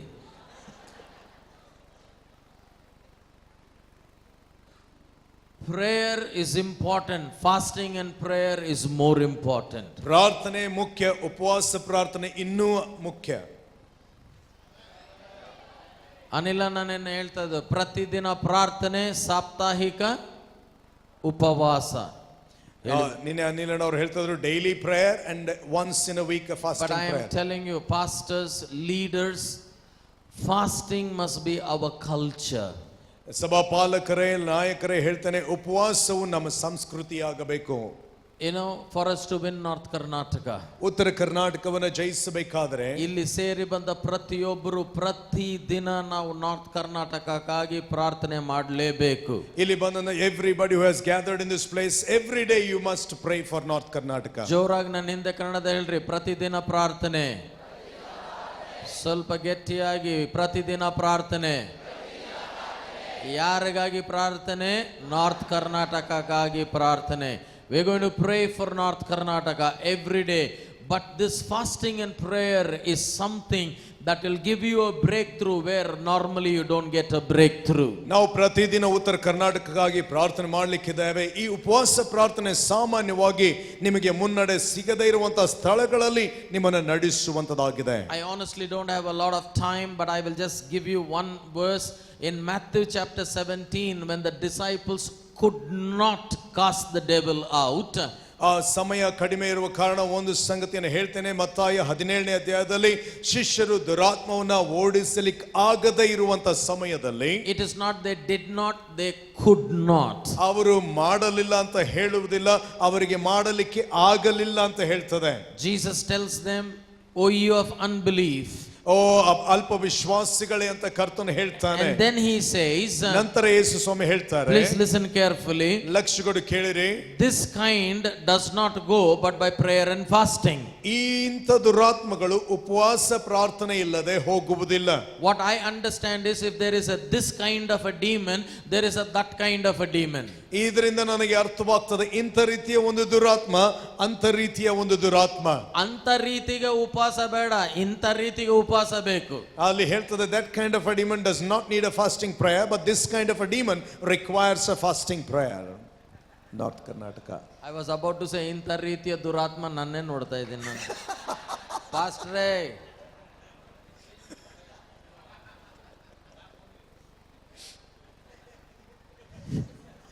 I was about to tell, ಇಂಥ ತರದ ದುರಾತ್ಮ I am seeing myself. He is shaking my faith. ಸಿಟ್ಟಿದ್ರೆ ಬಳ್ಳಾರಿಯಲ್ಲಿ ಮಾತಾಡೋಣಪ್ಪ. ಅವ್ರು ನಮ್ಮ ಬಳ್ಳಾರಿ ಸಭೆಯ ಸಭಾಪಾಲಕರು, ಅವ್ರಿಗೆ ಜೋರಾಗಿ ಚಪ್ಪಾಳೆ ತಟ್ಟಿ ದೇವರಿಗೆ ಸ್ತೋತ್ರ ಹೇಳೋಣ. ಆಮೆನ್. ಪಾಸ್ಟರ್ ಬೆನ್ಸನ್ ಅಂತ ಹೇಳಿ ನಮಸ್ಕಾರ ರೀ. ಇಂಥ ತರದ ಈ ರೀತಿಯ this kind of we need fasting and prayer. ನಮಗೆ ಉಪವಾಸ ಪ್ರಾರ್ಥನೆಗಳು ಬೇಕು. Did you know how many days Nehemiah fasted and prayed? ಎಷ್ಟು ಕಾಲ ನೆಹೆಮೀಯನು ಉಪವಾಸವಿದ್ದು ಪ್ರಾರ್ಥಿಸಿದನು ಗೊತ್ತಾ? You know, if you ask a theologian, I also did some research, approximately between 120 to 150 days. ಆ ದೈವಶಾಸ್ತ್ರಜ್ಞರು ಮತ್ತು ನಾನು ಕೂಡ ಸ್ವಲ್ಪ ಹುಡುಕುವುದನ್ನು ಮಾಡಿದ್ದೇನೆ. ಸುಮಾರು 120ಕ್ಕೂ ಹೆಚ್ಚು ದಿನಗಳು ಆತನು ಉಪವಾಸ ಪ್ರಾರ್ಥನೆ 120 to 150 between. 120 ರಿಂದ 150 ದಿನಗಳೊಳಗೆ ಅಷ್ಟು ದಿನ ಆತನು ಉಪವಾಸ ಪ್ರಾರ್ಥನೆ ಮಾಡಿದ. ನಾವೆಲ್ಲ ತಾಸುಗಳಲ್ಲಿ ಮಾಡ್ತೇವೆ. ಉಪವಾಸ ಪ್ರೇಯರ್ಗೆ ಹೋಗ್ಬೇಕಂತ ಹೇಳಿ ತಾರೆ ತಿನ್ಬಿಡೋದು. ಐಡಿಯಾ ಹೇಳ್ಕೊಡ್ತೀನಿ ಕೇಳ್ರಿ. We fast based on the hours. Before going to the fasting prayer, we eat biryani. Not biryani, Tari. We eat thari. ಬೆಳಿಗ್ಗೆ ಬಿರಿಯಾನಿ ತಿನ್ಬಾರ್ದು, ತಾರಿ ತಿನ್ಬೇಕು. ಬೀದರ್ಗೆ ಬಂದ್ಮೇಲೆ ಕಲ್ತು ತಾರಿ ತಿಂದ್ಬಿಡ್ಬೇಕು. ಎಲ್ಲಿಗೆ ಹೋಗ್ತಿದ್ರಪ್ಪ? ಉಪವಾಸ ಪ್ರೇಯರ್ಗೆ. ಉಪವಾಸ ಮಾಡಿವಿ ಅಂತೇಳಿ ದಾರಿಯಲ್ಲೇ 4 ಗಂಟೆಗೆ ಜಬರ್ದಸ್ತ್ ಮಟನ್ ಬಿರಿಯಾನಿ ತಿನ್ಬೇಕು. ಯಾಕೆ ಹೆಚ್ಚು ತಿಂತ ಉಪವಾಸ ಮಾಡಿವಲ್ಲ? ಆಕ್ಚುಲಿ ಉಪವಾಸ ದಿನ ಬೇರೆ ದಿನಗಿನ ಹೆಚ್ಚು ತಿಂದಿರ್ತಾರೆ ಕ್ರೈಸ್ತವರು. ಉಪವಾಸ ಪ್ರಾರ್ಥನೆ ಇದನ್ನು ಬೇರ್ಪಡಿಸಬಾರದು. ಉಪವಾಸ ಅಂದ್ರೆ You should not separate the fasting and the prayer. Fasting in your church, in your personal life must be a culture. ನಿಮ್ಮ ಸಭೆಗಳಲ್ಲಿ, ನಿಮ್ಮ ವೈಯಕ್ತಿಕ ಜೀವಿತದಲ್ಲಿ ಉಪವಾಸ ಪ್ರಾರ್ಥನೆ ಸಂಸ್ಕೃತಿ ಆಗಿರಬೇಕು. Because it is in fasting prayer you will hear the voice of God. ಈ ಉಪವಾಸ ಪ್ರಾರ್ಥನೆಗಳಲ್ಲಿ ದೇವರ ಧ್ವನಿ ನಿಮಗೆ ಕೇಳಿಸ್ತದೆ. ಎಷ್ಟು ಜನಕ್ಕೆ ದೇವರು ನಿಮ್ಮ ಸಂಗಡ ವ್ಯಕ್ತಿಗತವಾಗಿ ಮಾತನಾಡಬೇಕಂತ ಇಷ್ಟಪಡ್ತೀರಿ? ಜೋರ ಕೈ ಎತ್ತಿ ಹಲ್ಲೆಲೂಯಾ ಹೇಳ್ರಿ. Amen. Let's go to Acts chapter, where Paul and Barnabas are in the church of Antioch. Acts chapter 13. ಅಪೊಸ್ತಲರ ಕೃತ್ಯ 13ನೇ ಅಧ್ಯಾಯಕ್ಕೆ ತಿರುಗಿಸೋಣ. Now, the Bible says in Antioch all of them were there. Verse 2, please. 2ನೇ ವಾಕ್ಯ, ಅಪೊಸ್ತಲರ ಕೃತ್ಯ 13:2.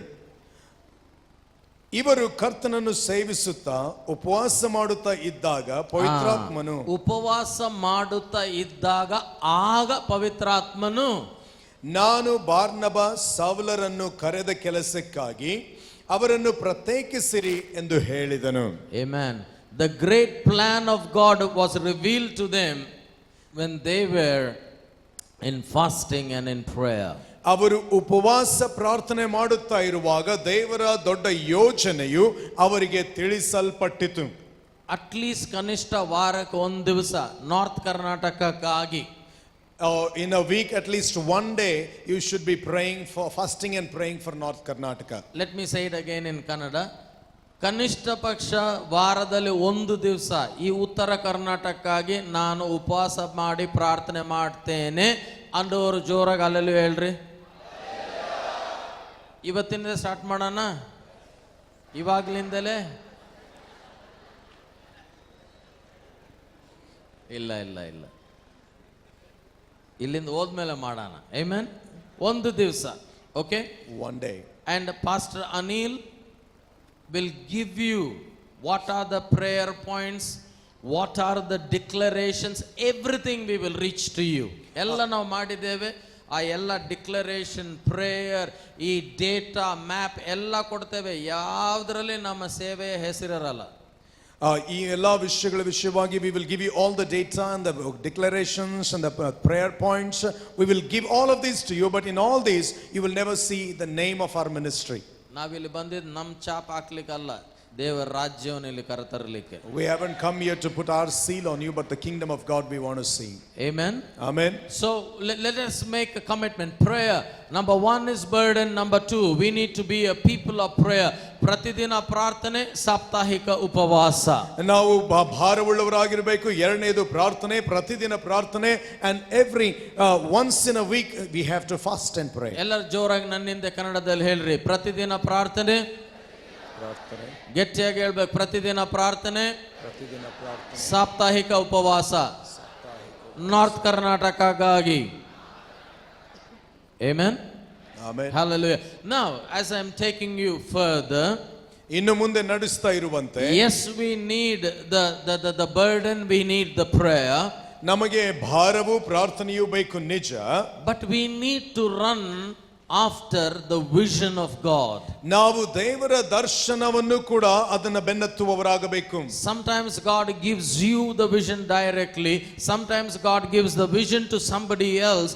Wherever it is, go and join with the vision of the Almighty God. ಕೆಲವು ಸಾರಿ ದೇವರು ಬೇರೆಯವರಿಗೆ ದರ್ಶನ ಕೊಡ್ತಾರೆ, ಕೆಲವು ಸಾರಿ ನಿಮಗೆ ದರ್ಶನ ಕೊಡ್ತಾರೆ.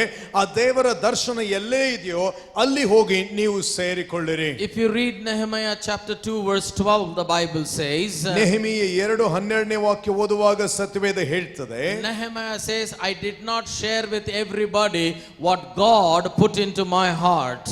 ಅಲ್ಲಿ ನೆಹೆಮೀಯನು ಹೇಳ್ತಾನೆ, ದೇವರು ನನ್ನ ಹೃದಯದಲ್ಲಿ ಹಾಕಿರುವುದನ್ನ ನಾನು ಎಲ್ಲರೊಟ್ಟಿಗೂ ಹಂಚಿಕೊಳ್ಳಲಿಲ್ಲ.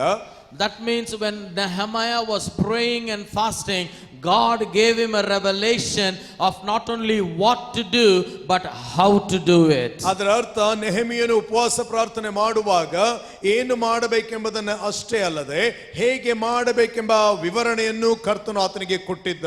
You know, this is a vision what God has given, not to Pastor Srini, not to one Pastor Satya.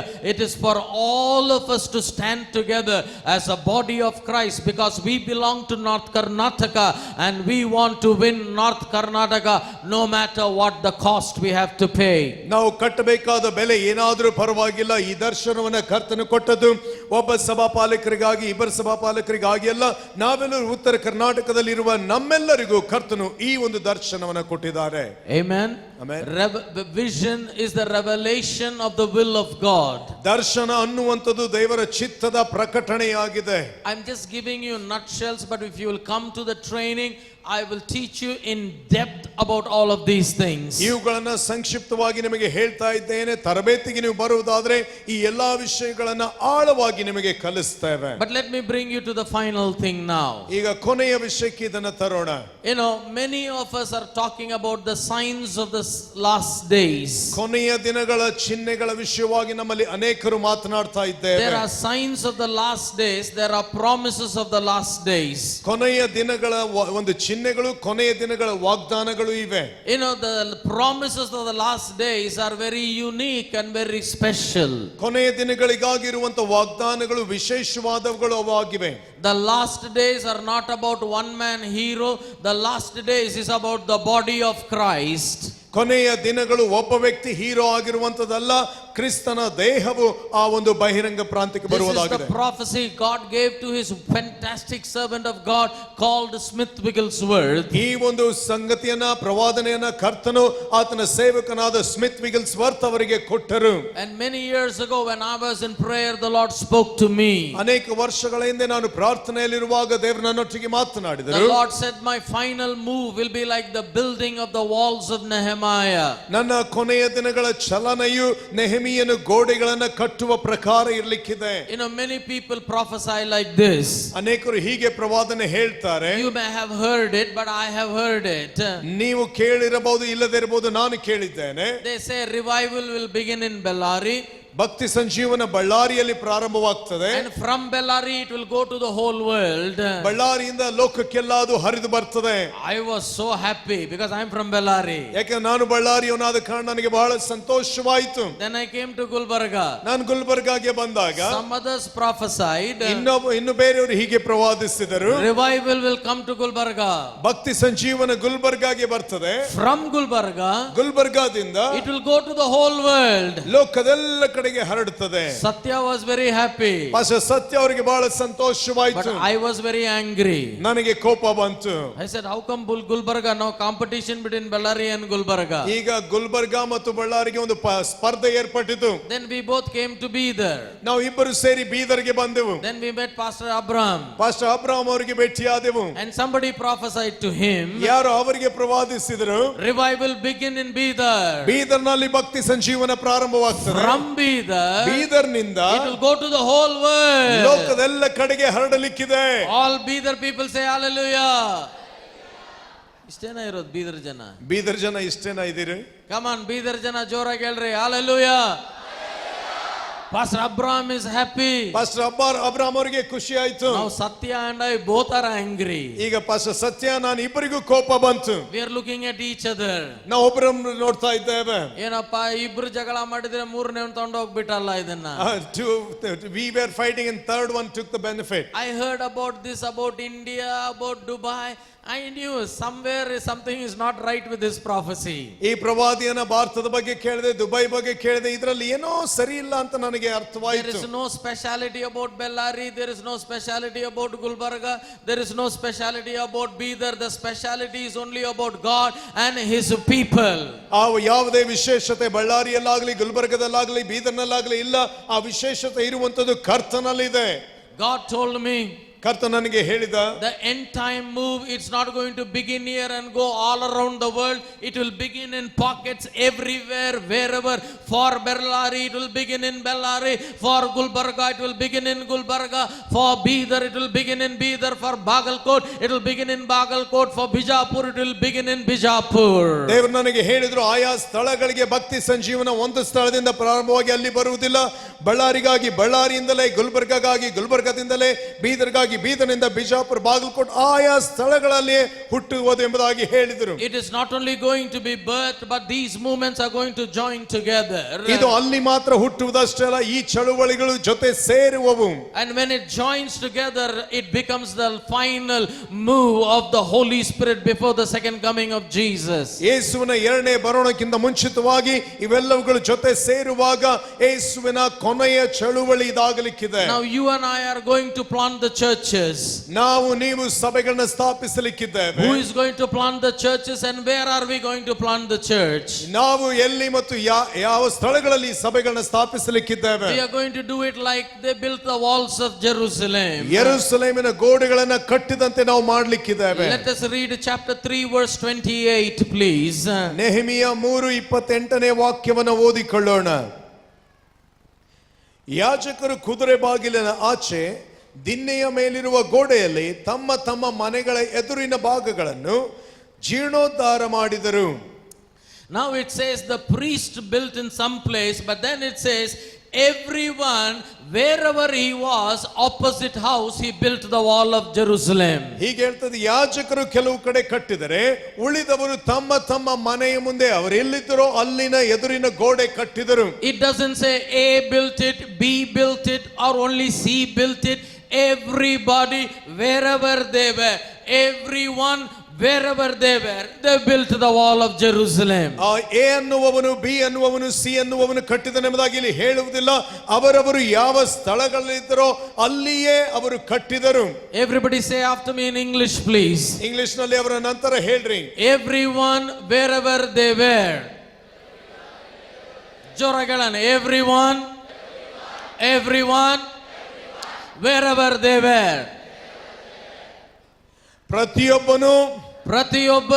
ಪ್ರತಿಯೊಬ್ಬನು ತಾನಿದ್ದಲ್ಲಿಯೇ. Amen. Amen. Wherever they were. Now listen, that means everyone includes Assembly of God. Everyone includes Methodist. Everyone includes El Shaddai. Everyone includes the Comforters Church. Everyone includes Pastor Abraham's church. Everyone includes your church. It includes your church. It includes your church. Everyone will be involved in this last move. And where are we going to do it? Wherever we are going to build like they built the walls of Jerusalem. ಪ್ರತಿಯೊಬ್ಬನು ಅಂತ ಹೇಳುವಾಗ Methodist ನವರು ಅದರಲ್ಲಿದ್ದಾರೆ, assemblies of god ನವರು ಇದ್ದೀರಿ, ಬೇರೆ ಬೇರೆ ಸಭೆಗಳು ನಿಮ್ಮ ಸಭೆಗಳವರು ನೀವೆಲ್ಲರೂ ಅದರಲ್ಲಿ ಇದ್ದೀರಿ. ನೀವು ಎಲ್ಲಿ ಕಟ್ಟಲಿಕ್ಕಿದ್ದೀರಿ? ಯೆರೂಸಲೇಮಿನ ಗೋಡೆಗಳನ್ನ ಕಟ್ಟಿದಂತೆ ನೀವು ಇರುವ ಸ್ಥಳದಿಂದಲೇ ನೀವು ಕಟ್ಟುವವರಾಗಿದ್ದೀರಿ. Many a times we do not fail to build wherever we are. ಅನೇಕ ಸಾರಿ ನಾವು ಇದ್ದಲ್ಲಿಯೇ ಕಟ್ಟುವುದರಲ್ಲಿ ನಾವು ತಪ್ಪಿ ಹೋಗುವುದಿಲ್ಲ.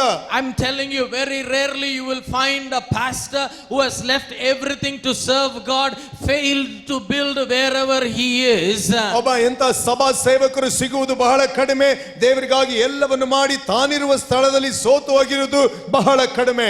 We all are very zealous to build our own church. ನಮ್ಮ ಸ್ವ ಸಭೆಗಳನ್ನ ಕಟ್ಟುವುದರಲ್ಲಿ ನಮ್ಮೆಲ್ಲರಿಗೂ ಬಹಳ ತವಕ ಉಂಟು. Hey pastor, listen to me. When you build your church is a move of God, but when you build only your church, it is not the part of the final move of God. ನೀವು ಸಭೆಯನ್ನ ಕಟ್ಟುವಾಗ ಅದು ಕರ್ತನ ಚಳುವಳಿಯ ಭಾಗವಾಗಿದೆ. ನಿನ್ನ ಸಭೆಯನ್ನ ಕಟ್ಟುವಾಗ ಅದು ದೇವರ ಚಳುವಳಿಯ ಭಾಗವಲ್ಲ. The final move of God is greater than you. ಕರ್ತನ ಕೊನೆಯ ಚಳುವಳಿ ನಿನಗಿಂತಲೂ ದೊಡ್ಡದಾಗಿದೆ. It is bigger than your only church. ನಿನ್ನ ಒಂದೇ ಸಭೆಗಿಂತಲೂ ದೊಡ್ಡದಾಗಿದೆ. It is bigger than your only ministry. ನಿನ್ನದೇ ಸೇವೆಗಿಂತಲೂ ಅದು ದೊಡ್ಡದಾಗಿದೆ. Are you ready to build? ನೀವು ಕಟ್ಟುವುದಕ್ಕೆ ಸಿದ್ಧವಾಗಿದ್ದೀರಾ? ನೀವು ಕಟ್ಟುವುದಕ್ಕೆ ಸಿದ್ಧವಾಗಿದ್ದೀರಾ? ಇದ್ರೆ ಜೋರಾಗಿ ಆಮೇಲೆ ಹೇಳ್ಬೇಕು. ಕಟ್ಟಲಿಕ್ಕೆ ಸಿದ್ಧವಾಗಿದ್ದೀರಾ? Okay, we are all ready to build, but that's not the final move. ನಾವು ಕಟ್ಟುವುದಕ್ಕೆ ಸಿದ್ಧವಾಗಿದ್ದೇವೆ, ಆದರೆ ಅದು ಕೊನೆಯ ಚಲನೆ ಅಲ್ಲ. Your real challenge is not building. Your real challenge is coming now. ನಿಮ್ಮ ನಿಜವಾದ ಸವಾಲು ಕಟ್ಟುವುದಲ್ಲ, ಸವಾಲು ಈಗ ಎದುರಾಗ್ತಾ ಇದೆ. Chapter 4 verse 6 please. 4ನೇ ಅಧ್ಯಾಯ 6ನೆಯ ವಾಕ್ಯ. So we built the wall and all the wall was joined together. ಆದರೂ ನಾವು ಕಟ್ಟುವ ಕೆಲಸವನ್ನು ಮುಂದುವರಿಸಿದೆವು. ಜನರು ಅದಕ್ಕೆ ಮನಸ್ಸು ಕೊಟ್ಟದರಿಂದ ಗೋಡೆಯೆಲ್ಲ ಅರ್ಧ ಎತ್ತರದವರೆಗೂ ಜೋಡಣೆಯಾಯಿತು. It says we built the wall and we joined the wall. ಅದು ಹೀಗೆ ಹೇಳ್ತದೆ, ನಾವು ಕಟ್ಟಿದೆವು, ಗೋಡೆಯು ಜೋಡಿಸಲ್ಪಟ್ಟಿತು. Hallelujah. Hallelujah. ನಾವು ಕಟ್ಟಿದೆವು ಮತ್ತು ನಾವು ಜೋಡಿಸಿದೆವು. We built and we joined. There is no problem in building because it is yours. ನೀವು ಕಟ್ಟುವುದರಲ್ಲಿ ಸಮಸ್ಯೆ ಇಲ್ಲ, ಯಾಕೆಂದ್ರೆ ಅದು ನಿಮ್ಮದು. But for me to join is the real test of my character.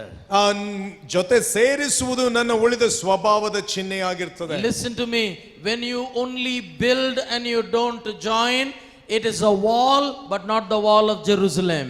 ನೀವು ಕಟ್ಟುವಾಗ ಜೊತೆ ಸೇರಿಸದೆ ಹೋದರೆ ಅದು ಗೋಡೆ, ಆದರೆ ಯೆರೂಸಲೇಮಿನ ಗೋಡೆ ಆಗುವುದಿಲ್ಲ. But if you are willing to join with your another brother, ಇನ್ನೊಬ್ಬ ಸಹೋದರನೊಟ್ಟಿಗೆ ಜೊತೆ ಸೇರುವುದಕ್ಕೆ ನೀವು ಮನಸ್ಸುಳ್ಳವರಾದರೆ, he may be building where he is, I may be building where I am, but when we are looking at it, we are actually building the same wall. You may be working where you are, you may be working in your own denomination, in your own church, but actually we are serving the same king and building the same kingdom of the Almighty God on this earth. ಅವನೊಂದು ಕಡೆ ಕಟ್ತಾ ಇರಬಹುದು, ನೀವೊಂದು ಕಟ್ತಾ ಇರಬಹುದು, ನೀವು ಬೇರೆ ಕಡೆಗೆ ಮಾಡ್ತಾ ಇರಬಹುದು. ಎಲ್ಲ ಜೊತೆ ಸೇರಿಸಿ ನೋಡುವಾಗ ನಾವೆಲ್ಲರೂ ಮಾಡ್ತಾ ಇರೋದು ಒಂದೇ ಸರ್ವಶಕ್ತನಾದ ಕರ್ತನ ರಾಜ್ಯವನ್ನ ಕಟ್ಟುವ ಕೆಲಸವನ್ನೇ ಮಾಡ್ತಾ ಇದ್ದೇವೆ. Bible is not talking about uniformity. Bible talks about unity. ಸತ್ಯವೇದವು ಸಮವಸ್ತ್ರದ ಬಗ್ಗೆ ಐಕ್ಯದಲ್ಲಿ ಮಾತನಾಡುವುದಿಲ್ಲ, ಎಲ್ಲರೂ ಒಮ್ಮನಸ್ಸಿನಿಂದ ಒಗ್ಗಟ್ಟಿನಲ್ಲಿರುವುದರ ಬಗ್ಗೆ ಮಾತನಾಡ್ತದೆ. I have traveled many countries. ಅನೇಕ ದೇಶಗಳಲ್ಲಿ ಪ್ರಯಾಣ ಮಾಡಿದ್ದೇನೆ. And every country has a unique way of construction. ಆ ಪ್ರತಿಯೊಂದು ದೇಶಕ್ಕೆ ತನ್ನದೇ ಆದ ಕಟ್ಟಡಗಳ ರಚನೆಯ ಒಂದು ಶೈಲಿ ಇರ್ತದೆ. Maybe each one built in their own style. ಪ್ರತಿಯೊಬ್ಬರು ತಮ್ಮ ತಮ್ಮ ಶೈಲಿಯಲ್ಲಿ ಕಟ್ತಾರೆ. Maybe he painted it blue, he painted it green. ಇದನ್ನ ಆತನು ಹಳದಿ ಬಣ್ಣದಲ್ಲಿ, ಈತನು ಹಸಿರು ಬಣ್ಣದಲ್ಲಿ ಬಣ್ಣ It ಹಚ್ಚಿರಬಹುದು. is not looking uniform. ಅದು ಒಂದು ಕ್ರಮದಲ್ಲಿ ಕಾಣ್ತಾ ಇಲ್ಲ. But in their differences, when they joined together, it did not become uniform. It became a unity. It became the wall of Jerusalem. And finally, when you and I join together, we become the final move of God, which will consume North Karnataka. ಅವರು ಕೊನೆಗೆ ಜೊತೆ ಸೇರುವಾಗ ಅವರು ಎಲ್ಲರೂ ಒಂದಾಗಿ ಬರಲಿಲ್ಲ. ಆದ್ರೆ ಒಂದು ಕ್ರಮ ಕಾಣದೆ ಹೋದ್ರು ಕೂಡ ಒಗ್ಗಟ್ಟು ಅಲ್ಲಿ ಕಾಣ್ತದೆ. ನೀವು ನಾವು ಜೊತೆ ಸೇರುವಾಗ ದೇವರ ರಾಜ್ಯವನ್ನ ಕಟ್ಟುವುದರಲ್ಲಿ ನಾವು ಬಲಿಷ್ಠ. I want to challenge you, pastors. ಸಭಾಪಾಲಕರಿಗೆ ನಿಮಗೆ ಸವಾಲಾಗ್ತೇನೆ. Your unity is not challenged when everybody are agreeing with you. ನಿಮ್ಮ ಐಕ್ಯತೆ ಎಲ್ಲರೂ ನಿಮ್ಮೊಟ್ಟಿಗೆ ಒಪ್ಪಿಕೊಳ್ಳುವಾಗ ಸವಾಲು ಎದುರಿಸುವುದಿಲ್ಲ. Your unity is not challenged when everybody are celebrating and acknowledging you. ನಿಮ್ಮನ್ನು ಎಲ್ಲರೂ ಗುರುತಿಸಿ ಸಂಭ್ರಮಾಚರಣೆ ಮಾಡುವಾಗ ನಿಮ್ಮ ಐಕ್ಯತೆಗೆ ಒಗ್ಗಟ್ಟಿಗೆ ಸವಾಲು ಎದುರಾಗುವುದಿಲ್ಲ. Unity is challenged when there is a disagreement. ಅಲ್ಲಿ ಒಪ್ಪಂದ ಇಲ್ಲದೆ ಒಪ್ಪಿಕೊಳ್ಳದೆ ಇರುವಾಗಲಿ ಸವಾಲಾಗ್ತದೆ. Disagreement is okay, division is not okay. ಒಪ್ಪಿಕೊಳ್ಳದೆ ಇರುವುದು ಪರವಾಗಿಲ್ಲ, ವಿಭಜನೆ ಸರಿಯಾಗಿಲ್ಲ. But many people will never come. They will say, I am for unity if you will agree to what I am telling. ಅನೇಕರು ಮುಂದೆ ಬರುವುದಿಲ್ಲ. ಅವರು ಹೀಗೆ ಹೇಳ್ತಾರೆ, ನಾನು ಒಗ್ಗಟ್ಟಿನಲ್ಲಿ ಮನಸ್ಸುಳ್ಳವನು, ಆದ್ರೆ ನಾನು ಹೇಳುವುದನ್ನು ನೀನು ಒಪ್ಪಿಕೊಳ್ಳಬೇಕು. ಈ ಕೊನೆ ದಿವಸಗಳಲ್ಲಿ ನಾವು ಬೇರೆ ಕಟ್ಟುವವರು ಮಾತ್ರವಲ್ಲದೆ ಜೋಡಿಸುವವರು ಆಗಿರಲೇಬೇಕು. ಕಟ್ಟಬೇಕು, ಜೋಡಿಸಬೇಕು, ಕಟ್ಟಬೇಕು, ಜೋಡಿಸಬೇಕು, ಕಟ್ಟಬೇಕು, ಜೋಡಿಸಬೇಕು. ಜೋರಾಗಿ ಆಮೆನ್ ಹೇಳ್ರಿ. Unless we become one body, ನಾವು ಒಂದು ಶರೀರವಾಗದ ಹೊರತು, kiss this vision, kalas, the vision is over. ಅಲ್ಲಿಗೆ ದರ್ಶನ ಮುಗಿದೋಗ್ತದೆ. You know, in every place you will find one hatke people. ಎಲ್ಲಾ ಸ್ಥಳದಲ್ಲಿ ಒಬ್ಬ ಸ್ಯಾಂಪಲ್ ಇದ್ದೇ ಇರ್ತಾನೆ. Sample piece, correct. Read chapter 3 verse 5. ಮೂರನೇ ಅಧ್ಯಾಯ 5ನೇ ವಾಕ್ಯ ಓದಿಕೊಳ್ಳೋಣ. I am a pastor for almost 22 years. ಸುಮಾರು 22 ವರ್ಷಗಳಿಂದ ನಾನು ಸಭಾಪಾಲಕನಾಗಿದ್ದೇನೆ. From year 1 till today I work with the city pastors wherever I am. ಒಂದನೇ ದಿನದಿಂದಲೂ ಇಲ್ಲಿ ಎಲ್ಲೇ ಇದ್ದರೂ ಆ ಪಟ್ಟಣದ ಸಭಾಪಾಲಕರ ಜೊತೆ ಕೆಲಸ ಮಾಡ್ತೇನೆ. You go and ask Bellary, Pastor Srini ಇರ್ತಿದ್ರ? ಕೇಳ್ರಿ ಅವ್ರನ್ನ ಹೋಗಿ, ನನ್ನ ಕೇಳ್ಬೇಡ್ರಿ. ಬಳ್ಳಾರಿಯಲ್ಲಿ if you ask all the pastors, ask them, they will say Pastor Srini used to be there. They will answer you. ನನ್ನ ಭೇಟಿಯಾಗಿ ನೀವು ದುಬೈಗೆ ಬರ್ತಿರಲ್ಲ, ಅವಾಗ ಅವ್ರನ್ನ ಕೇಳಿ ನೋಡ್ರಿ. When you come to Dubai to meet me, you ask them. ಮತ್ತೆ ಈ conference ತರ TADA ಕೊಡಲ್ಲಪ್ಪ. I will not give you any TADA if you come to Dubai. I believe in working together as a body of Christ. ಕ್ರಿಸ್ತನ ದೇಹವಾಗಿ ಜೊತೆ ಕೆಲಸ ಮಾಡುವುದರಲ್ಲಿ ನಾನು ನಂಬಿಕೆ ಇಡ್ತೇನೆ. ಈ ಸ್ಯಾಂಪಲ್ ಪೀಸ್ ನೋಡೋಣ. Chapter 3 verse 5. ಮೂರನೇ ಅಧ್ಯಾಯ 5ನೇ ವಾಕ್ಯ. ತೆಕೋವದ ಶ್ರೀಮಂತರಾದರೂ ತಮ್ಮ ಒಡೆಯರ ಸೇವೆಗಾಗಿ ಹೆಗಲನ್ನು ಕೊಡಲಿಲ್ಲ. In English it says, ಇದರಲ್ಲಿ ಶ್ರೀಮಂತರ ಅಂತ ಐತಲ್ಲ, in English it says, but there were certain nobles who refused to work. ಅಲ್ಲಿ ಇಂಗ್ಲಿಷ್ ನಲ್ಲಿ ಹೇಳುವಂತ ಕೆಲವು ಪ್ರಸಿದ್ಧ ವ್ಯಕ್ತಿಗಳು ಅವರು ಜೊತೆ ಕೆಲಸ ಮಾಡುವುದಕ್ಕೆ ಒಪ್ಪಿಕೊಳ್ಳಲಿಲ್ಲ. ಇವೆಲ್ಲ ನಾನು ಬರಲ್ಲ ಮಗನೇ, ಹೋಗ್ ನಾನು ಅಭಿಷೇಕ ನೋಡು. Look at my anointing, all these silly things I will not come. ಉತ್ತರ, I am the answer. ಉತ್ತರ ಕರ್ನಾಟಕಕ್ಕೆ ನಾನೇ ಉತ್ತರ. For the North Karnataka, I am the answer. ನಾನು ನಿಮಗೆ ಬೇಕಾ ಅಸೋಸಿಯೇಷನ್ ನಮ್ಮ ಚರ್ಚಿಗೆ ಬರ್ರಿ. You need an association, you come to my church. ನನ್ನ ಪ್ರೆಸಿಡೆಂಟ್ ಮಾಡ್ರಿ. Make me as a president. Life time president. ಜೀವನ ಪೂರ್ತಿ ಅಧ್ಯಕ್ಷ. ನೀವು ಎಲ್ಲದಕ್ಕೆ ಆಮೇನ್ ಹೇಳಿದ್ರೆ ಅವ್ರು ಬರಲ್ಲ. If you don't say amen to everything he says, he will not come. ನೀವು ಆಮೇನ್ ಅಂದ್ರೆ ಅವರಷ್ಟು ವ್ಯಕ್ತಿ ಯಾರೂ ಇರಲ್ಲ. If you say amen, so nobody is as good as he is. Everything is only about them. ಎಲ್ಲವೂ ಅವರ ವಿಷಯವಾಗಿ ಚೆನ್ನಾಗಿರ್ತದೆ. ನಾನು in my early years I will go in this seat sharing auto. ನನ್ನ ಹತ್ರ ಬೈಕ್ ಕೂಡ ಇರಲಿಲ್ಲ. ಆ ಒಂದು ಪ್ರಾರಂಭದ ಸೇವೆಗಳಲ್ಲಿ ಆಟೋದಲ್ಲಿ ಸೀಟ್ ಅನ್ನ ಹಂಚಿಕೊಂಡು ಹೋಗುವಂತ ಆಟೋದಲ್ಲಿ ಹೋಗ್ತಿದೆ. ಅವ್ರು ಗಟ್ಟಿಗೆ ಟೇಪ್ ರೆಕಾರ್ಡರ್ ಇಡ್ತಿದ್ರು. They would play the music very loudly. And ಒಂದು ಹಾಡು ಯಾವಾಗ್ಲೂ ಕೇಳ್ತಾ ಇದ್ದೆ, ಹೀರೋ ಹೀರೋ ಹೀರೋ ನಾನೇ ನಾನೇ ನಾನೇ. I would always hear this song quite often. Hero hero hero ನಾನೇ ನಾನೇ ನಾನೇ. ನಾನು ಸೀಟ್ ಆಟೋ ಬಿಟ್ಟೆ, ಬೈಕ್ ಕೊಂಡ್ಕೊಂಡೆ, ಕಾರ್ ಕೊಂಡ್ಕೊಂಡೆ, ವಿಮಾನ ಏರಿ ನಿನ್ನ ಹಾಡು ಕೇಳಿಸ್ತಾ ಇದೆ ನನಗೆ. I left the share auto, I bought bike, I bought car, I now travel in the aeroplane, but the song is still ringing in my ears. ಯಾರು ಹಾಡ್ತಾ ಇದ್ದಾರೆ? Who is singing? ಅನೇಕ ಸಭಾಪಾಲಕರು ಹಾಡ್ತಾ ಇದ್ದಾರೆ. Many church pastors are singing. ನಾನೇ ನಾನೇ I am ನಾನೇ. I. ಇನ್ ಯಾರು? Who else? ಹಿಂದಿನ ಚೆನ್ನಾಗಿ ಅಬೆ ತುಕ್ಕೋನ್ರಿ. ನೀನ್ ಯಾರಪ್ಪ?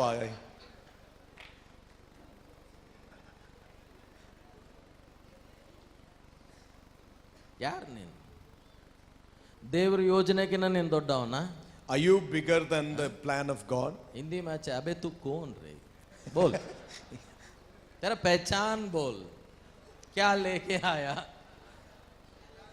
कुछ नहीं, मसीह के लिए जी. ಕ್ರಿಸ್ತನಿಗಾಗಿ ಬದುಕು. I challenge every pastor here. ಇಲ್ಲಿರುವ ಪ್ರತಿ ಸಭಾಪಾಲಕರಿಗೆ ಸವಾಲಾಗ್ತೇನೆ. If we don't stand together in humility, that results in unity.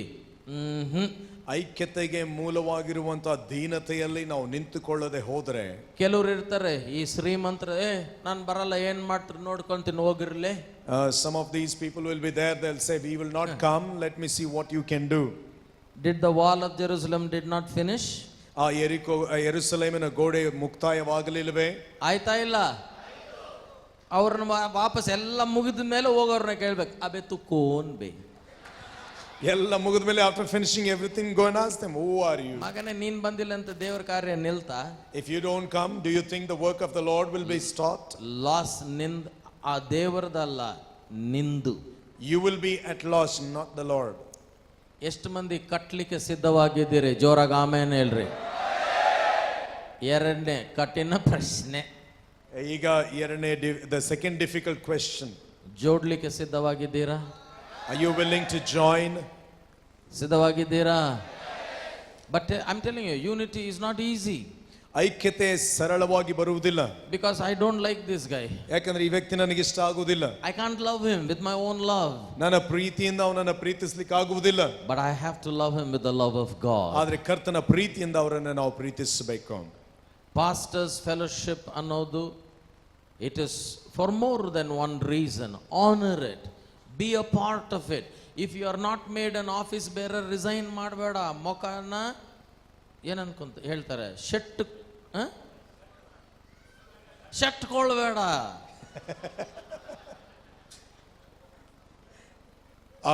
ಕ್ರೈಸ್ತ ಸಭಾಪಾಲಕರ ಸಮಿತಿ ಸಂಘ ಪಟ್ಟಣದಲ್ಲಿ ಇರುವಂತದ್ರಲ್ಲಿ ನಿನಗೆ ಯಾವುದೇ ಅಧಿಕಾರ ಇಲ್ಲ ಅಂದ್ರೆ ಮುಖ ಸಿಂಡರ್ಸ್ಕೋಬೇಡ, ಶಟ್ಕೋಬೇಡ. ಕೆಲವರು ಈ ಕನ್ನಡದಲ್ಲಿ ಏನ್ ಹೇಳ್ತಾರೆ ಗೊತ್ತಿಲ್ಲ, ಟಚ್ ಮೀ ನಾಟ್ ಪ್ಲಾಂಟ್ ನೋಡಿರಾ? ಮುಟ್ಟಿದ್ರೆ ಮುನಿಸ್ಕೊಳ್ಳೋದು. ಹೇಳಿ ಹೇಳಿ, ಅಲ್ಲಿ ನೀವು ನೋಡಿದ್ರೆ ಕನ್ನಡದಲ್ಲಿ ಆ ಒಂದು ಗಿಡ ಇರ್ತದೆ, ಮುಟ್ಟಿದ್ರೆ ಮುನಿ ಅಂತ ಹೇಳ್ತಾರೆ. ಕೆಲವು ಸಭಾಪಾಲಕರು ಹಂಗಿರೋದು, ಮುಟ್ಟಬೇಡ್ರಿ ಹಿಂಗ ಎಲೆ ಇಟ್ಕೊಂಡು ಹಾಲೆಲೂಯಾ, ಸ್ವಲ್ಪ ಹಂಗ್ ಮುಟ್ರೆ ಅವ್ರನ್ನ ಪುಸ್ತಕ ಮುದ್ರಕೊಂಡು ಕುಂತು ಬಿಡ್ದೆ. Some pastors are like that, touch me not, they'll be singing hallelujah. If you touch them, immediately they'll close their. Let me tell you with all my heart, ಪೂರ್ಣ ಹೃದಯದಿಂದ ಹೇಳ್ತೇನೆ, however anointed you are, you need to be part of the body of Christ. ನೀವು ಎಷ್ಟೇ ಅಭಿಷೇಕ್ತರಾಗಿದ್ದರೂ ಕ್ರಿಸ್ತನ ದೇಹದ ಅಂಗವು ಆಗಲೇಬೇಕು. ಕಟ್ಟಬೇಕು, ಜೋಡಿಸಬೇಕು. You need to build and join. Then we will take North Karnataka for Jesus. ಆಗಲೇ ಉತ್ತರ ಕರ್ನಾಟಕವನ್ನು ಯೇಸುವಿಗಾಗಿ ಜಯಿಸಲಿಕ್ಕೆ ಆಗ್ತದೆ. ನಾನು ಬಂದಿದ್ದೇನೆ ಇವತ್ತು. Today I have come. ಕಟ್ಟಲಿಕ್ಕೆ ಸಿದ್ಧವಾಗಿದ್ದೇನೆ. I am ready to build. ನಿಮ್ಮೆಲ್ಲರ ಜೊತೆ ಜೋಡ್ಲಿಕ್ಕೆ ಸಿದ್ಧವಾಗಿದ್ದೇನೆ. And I am willing to join with you all. Are you? ನೀವು ಸಿದ್ಧವಾಗಿದ್ದೀರಾ? ನಾರ್ತ್ ಕರ್ನಾಟಕಕ್ಕೆ ನೀವು ಸಿದ್ಧವಾಗಿದ್ದೀರಾ? Yes, stand up with me in prayer please. ಹಾಗಾದ್ರೆ ನಿಂತುಕೊಂಡು ಪ್ರಾರ್ಥನೆ ಮಾಡೋಣ. Thank you Jesus. ವಂದನೆ ಯೇಸುವೇ. Hallelujah, hallelujah. ಕೋರಬ ಶಂದನ ಸಕಲಬ ಸಕರಬಲ Mandhana ಸಂದಿಯನ ರಕಲಬ O ರಬಾಲ Mandhana ಶಂದನ Sakala Mandhana. As you stand up here, I want you to pray. I want you to pray. Pray. ನಾವಿಲ್ಲಿ ನಿಂತಿರುವಾಗ ನೀವು ಪ್ರಾರ್ಥನೆ ಮಾಡಿರಿ. Thank you, Jesus. ವಂದನೆ ಯೇಸುವೇ. We are going to pray together. But tell God, ಸ್ವಾಮಿ ಕಟ್ಟಲಿಕ್ಕೆ ಸಿದ್ಧ ಆಗಿದ್ದೇನೆ, ಜೋಡ್ಲಿಸಿಗೆ ಸಿದ್ಧನಾಗಿದ್ದೇನೆ. Amen. ಪ್ರಾರ್ಥನೆ ಮಾಡುವಾಗ ಇದನ್ನ ಹೇಳಿರಿ, ಕಟ್ಟಲಿಕ್ಕೂ ಸಿದ್ಧ, ಜೋಡಿಸಲಿಕ್ಕೂ ಸಿದ್ಧ. Amen. ಎಲ್ಲರೂ ನಮ್ಮ ಕಣ್ಣುಗಳು ಮುಚ್ಚಿ ಪ್ರಾರ್ಥನೆ ಮಾಡೋಣ.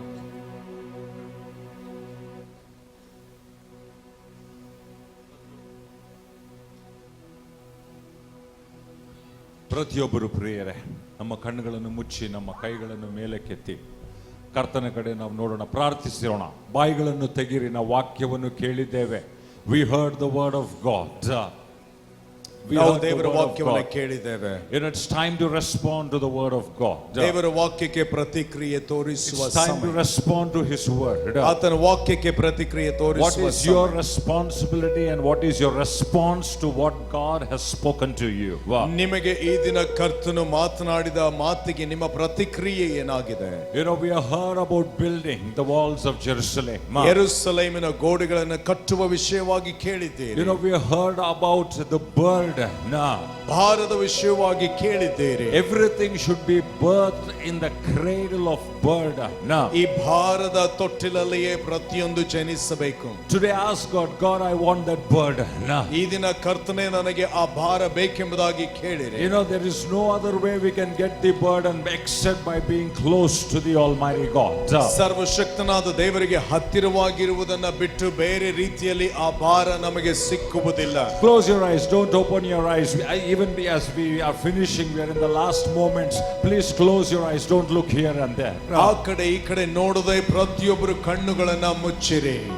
Tell God, I want to keep my ear to your heart, oh God. ಕರ್ತನೇ, ನನ್ನ ಕಿವಿಯನ್ನು ನಿನ್ನ ಹೃದಯಕ್ಕೆ ಇಡ್ತೇನೆ ಎಂಬುದಾಗಿ ಹೇಳಿರಿ. Lord, I want to listen to your heartbeat. ನಿನ್ನ ಹೃದಯ ಬಡಿತ ನನಗೆ ಕೇಳಬೇಕು. Tell God, I want to listen to your heartbeat.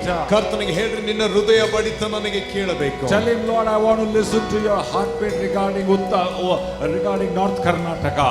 ಉತ್ತರ ಕರ್ನಾಟಕದ ವಿಷಯವಾಗಿ ನಿನ್ನ ಹೃದಯ ಬಡಿತ ನನಗೆ ಕೇಳಿಸಲಿ. Lord, I want Holy Spirit help me to listen to your heartbeat regarding my district and my taluk. ನನ್ನ ಜಿಲ್ಲೆ, ನನ್ನ ತಾಲೂಕಿನ ವಿಷಯವಾಗಿ ನಿನ್ನ ಹೃದಯ ಬಡಿತವನ್ನು ಕೇಳುವುದಕ್ಕೆ ನನಗೆ ಸಹಾಯ ಮಾಡು. Ask God, give me the grace to pray.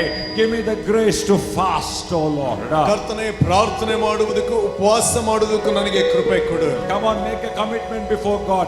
I'm going to pray daily. I'm going to fast weekly. ನಾನು ಪ್ರತಿದಿನ ಪ್ರಾರ್ಥಿಸುವೆನು, ವಾರಕ್ಕೊಂದು ಸಾರಿ ಉಪವಾಸ ಮಾಡುವನೆಂಬ ಸಮರ್ಪಣೆಯನ್ನು ಮಾಡಿರಿ. Come on, pastors, believers, make a commitment. Lord, give me the grace to pray every day and to fast weekly for North Karnataka. ದಿನನಿತ್ಯ ಪ್ರಾರ್ಥನೆ, ಉತ್ತರ ಕರ್ನಾಟಕಕ್ಕಾಗಿ ವಾರಕ್ಕೊಂದು ಸಾರಿ ಉಪವಾಸ ಪ್ರಾರ್ಥನೆ ಮಾಡ್ತಾನೆಂಬ ಸಮರ್ಪಣೆ ಮಾಡಿರಿ. Pastors, please make a commitment. I'm going to raise prayers in my church. I'm not only going to pray, but we're going to raise prayers. ಸಭಾಪಾಲಕರೇ, ನಾನು ಪ್ರಾರ್ಥನೆ ಮಾಡುವುದಷ್ಟಲ್ಲ, ನಮ್ಮ ಸಭೆಗಳಲ್ಲಿ ಪ್ರಾರ್ಥನೆ ಎಬ್ಬಿಸುವನೆಂಬ ಸಮರ್ಪಣೆ ಮಾಡಿರಿ. We want our church to be a praying church. ಸಂಪೂರ್ಣ ಸಭೆ ಪ್ರಾರ್ಥಿಸುವ ಸಭೆಯಾಗಲಿ. We want to see movements of prayer. ಪ್ರಾರ್ಥನೆಯ ಚಲನೆಗಳು ಕಂಡು ಬರಲಿ. We want to see movements of prayer. ಪ್ರಾರ್ಥನೆಯ ಚಲನೆಗಳು ಕಂಡು ಬರಲಿ. And also ask God, ಮತ್ತು ಕರ್ತನಿಗೆ ಕೇಳಿರಿ, Lord, I will network with other pastors. ಬೇರೆ ಸಭಾಪಾಲಕರುಗಳೊಂದಿಗೆ ಜೊತೆ ಸೇರುವುದಕ್ಕೆ ಸಹಾಯ ಮಾಡು. I will work, but I will work together with others. ನಾನೊಬ್ಬನೇ ಕೆಲಸ ಮಾಡುವುದಲ್ಲ, ಬೇರೆ ಜೊತೆ ಸೇರಿ ಕೆಲಸ ಮಾಡ್ತೇನೆ ಎಂಬುದಾಗಿ. Tell God, we will build the walls. ನಾವು ಗೋಡೆ ಕಟ್ಟುತ್ತೇವೆ. And tell them we will join the walls. ಆ ಗೋಡೆಗಳನ್ನ ಜೋಡಿಸ್ತೇವೆ ಎಂಬುದಾಗಿ ಹೇಳಿರಿ. ಕರ್ತನೇ, ನಾನು ಗೋಡೆಗಳನ್ನು ಕಟ್ಟುತ್ತೇನೆ, ಆ ಗೋಡೆಗಳನ್ನು ನಾವು ಜೋಡಿಸ್ತೇವೆ ಎಂಬುದಾಗಿ. Amen. ನಮ್ಮ ಜಿಲ್ಲೆಯಲ್ಲಿರುವಂತ ಸಭಾಪಾಲಕರ ಹತ್ರ ನಾವು ಸೇರ್ತೇವೆ, ಕೈ ಸೇರಿಸ್ತೇವೆ, ಹೃದಯ ಸೇರಿಸ್ತೇವೆ, ಮನಸ್ಸುಗಳನ್ನು ನಾವು ಸೇರಿಸ್ತೇವೆ, ಒಂದು ರಣನೀತಿಯನ್ನು ನಾವು ಹಾಕ್ತೇವೆ, ಜೊತೆಯಾಗಿ ನಾವು ಕಟ್ಟುತ್ತೇವೆ. ನಾನು ಏಕಾಂಗಿಯಾಗಿ ಇರುವುದಿಲ್ಲ, ನಾನೊಬ್ಬನೇ ಕೆಲಸ ಮಾಡುವುದಿಲ್ಲ. ನಿನ್ನ ರಾಜ್ಯವನ್ನು ಜೊತೆ ಸೇರಿ ನಮ್ಮ ನಗರದ ಸುತ್ತಲೂ, ಪಟ್ಟಣದ ಸುತ್ತಲೂ, ಜಿಲ್ಲೆಯ ಸುತ್ತಲೂ ಯಾವ ರೀತಿಯಲ್ಲಿ ಯೆರೂಸಲೇಮಿನ ಗೋಡೆಗಳನ್ನು ಅವರು ಕಟ್ಟಿದರೋ ಅದೇ ರೀತಿಯಲ್ಲಿ ಈ ಉತ್ತರ ಕರ್ನಾಟಕದ ಸುತ್ತಲೂ ಕರ್ತನೆ, ನಮ್ಮ ಜಿಲ್ಲೆಯ ಸುತ್ತಲೂ ಕರ್ತನೆ, ಯೇಸು ಕ್ರಿಸ್ತನ ರಾಜ್ಯದ ಗೋಡೆಗಳನ್ನು ನಾವು ಜೊತೆ ಸೇರಿ ಎಬ್ಬಿಸುವವರಾಗಿದ್ದೇವೆ.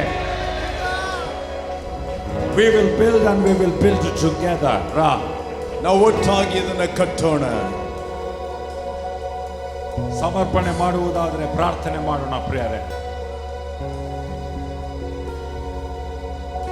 ಕೈ ಎತ್ತಿ ನನ್ನಿಂದ ಪ್ರಾರ್ಥನೆ ಮಾಡ್ರಿ. ಮುಗಿಸುವ ಮುಂಚೆ ಹೇಳ್ರಿ, ತಂದೆಯಾದ ದೇವರೇ, ನಿನಗೆ ವಂದನೆ. ಈ ದಿನಗಳಲ್ಲಿ ನನ್ನ ಹತ್ರ ಮಾತನಾಡಿದ್ದಕ್ಕೆ ನಿನಗೆ ವಂದನೆ.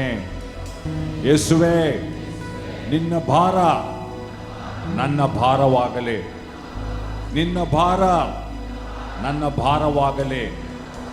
ಜನರನ್ನು ನೋಡುವಾಗ ಆ ಕನಿಕರದಿಂದ ಚಲಿಸುವಂತೆ ನನ್ನ ಹೃದಯವನ್ನು ಮುಚ್ಚು. ಉತ್ತರ ಕರ್ನಾಟಕಕ್ಕಾಗಿ ನಿನ್ನ ಸನ್ನಿಧಾನದಲ್ಲಿ ನಾನು ದರ್ಶನವನ್ನು ಹೊಂದಿಕೊಳ್ಳುತ್ತೇನೆ. ಅದಕ್ಕೆ ನಾನು ಸ್ಪಂದಿಸುತ್ತೇನೆ, ನಾನು ಪ್ರಾರ್ಥಿಸುತ್ತೇನೆ.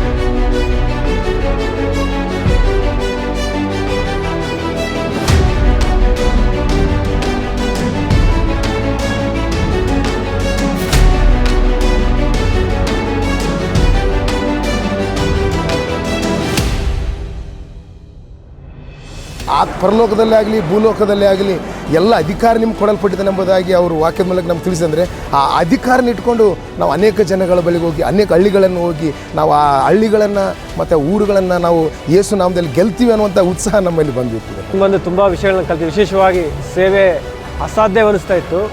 ಈ ಒಂದು ಇಲ್ಲಿ ಕಲಿಯೋದ್ರ ಮೂಲಕ ಸೇವೆ ಭಾಳ ಈಸಿಯಾಗಿ ಮಾಡ್ಬೋದು, ಅದೇನು ಅಸಾಧ್ಯ ಅನಿಸಾಗಿಲ್ಲ. ಮತ್ತು ಎಷ್ಟೋ ಹೋರಾಟಗಳು ಸಮಸ್ಯೆಗಳಿದ್ದರೂ ಸಹ ನಾವು ಸೇವೆ ಮಾಡ್ಬೋದು, ಯಾವ ಪ್ಲೇಸಲ್ಲಿ ಕೂಡ ಸೇವೆ ಮಾಡ್ಬೋದು, ಏನೇ ಬಂದರೂ ಸಹ ಸೇವೆಯಲ್ಲಿ ಮುನ್ನೋಗ್ಬೋದು ಎಂಬುದಾಗಿ ಈ ಒಂದು ಮೀಟಿಂಗ್ ಮೂಲಕ ನಾನು ಕಲ್ತಿದ್ದೇನೆ. ಹೋಗು ಮಾಡು ಎಂಬುದಾಗಿ ನಿಜವಾಗಿ ನಾವು ಸೇವೆ ಮಾಡಬೇಕು, ಅನೇಕ ಜನರಿಗೆ ಸುವಾರ್ತೆಯನ್ನು ತಲುಪಿಸಬೇಕು, ಸಭೆಗಳನ್ನು ಸ್ಥಾಪಿಸಬೇಕು. ಈ ವಿಷಯದಲ್ಲಿ ಮೀಟಿಂಗದಲ್ಲಿ ತುಂಬ ನಾವು ಕಲ್ತ್ಕೊಂಡಿದ್ದೇವೆ. ಅದರಂತೆ ನಾವು ದೇವರಿಗಾಗಿ ನಾವು ಜೀವಿಸಿ ಅನೇಕ ಸುವಾರ್ತೆಯನ್ನು ಸಾರಿ ಜನರ ರಕ್ಷಣೆಯಲ್ಲಿ ನಡೆಸಿ ಸಭೆಗಳನ್ನು ನಾವು ಸ್ಥಾಪಿಸೋಣ. ಒಂದು ನಿರ್ಧಾರ ಮಾಡಿದೆ, ನಾನು ಖಂಡಿತವಾಗಿ ದೇವರು ಹೇಳಿದ್ದನ್ನು ಮಾಡಬೇಕು ಮತ್ತು ಹೋಗಬೇಕು, ಅನೇಕರನ್ನು ಎಬ್ಬಿಸಬೇಕು, ಸಭೆಗಳನ್ನು ಸ್ಥಾಪನೆ ಮಾಡಬೇಕು, ಕರ್ನಾಟಕ ರಾಜ್ಯ ಸಂಪೂರ್ಣ ಸ್ವಾಧೀನ ಮಾಡಿಕೊಳ್ಬೇಕು. ನಾರ್ತ್ ಕರ್ನಾಟಕ ಖಂಡಿತವಾಗಿ ಅನೇಕ ಲಕ್ಷಾನುಗಟ್ಟಲೆ ಸಭೆಗಳನ್ನು ಕಟ್ಟಬೇಕನ್ನುವ ದಾಹ ಉಂಟಾಗಿದೆ. ಹೀಗಾಗಿ ನಾನು ಎನ್ಕರೇಜ್ ಮಾಡಲು ಇಷ್ಟಪಡ್ತೇನೆ. ನಾನು ಮಾಡೋದು ಮಾತ್ರವಲ್ಲ, ಅನೇಕರನ್ನು ಖಂಡಿತವಾಗಿ ನಾನು ಎಬ್ಬಿಸ್ತೇನೆ.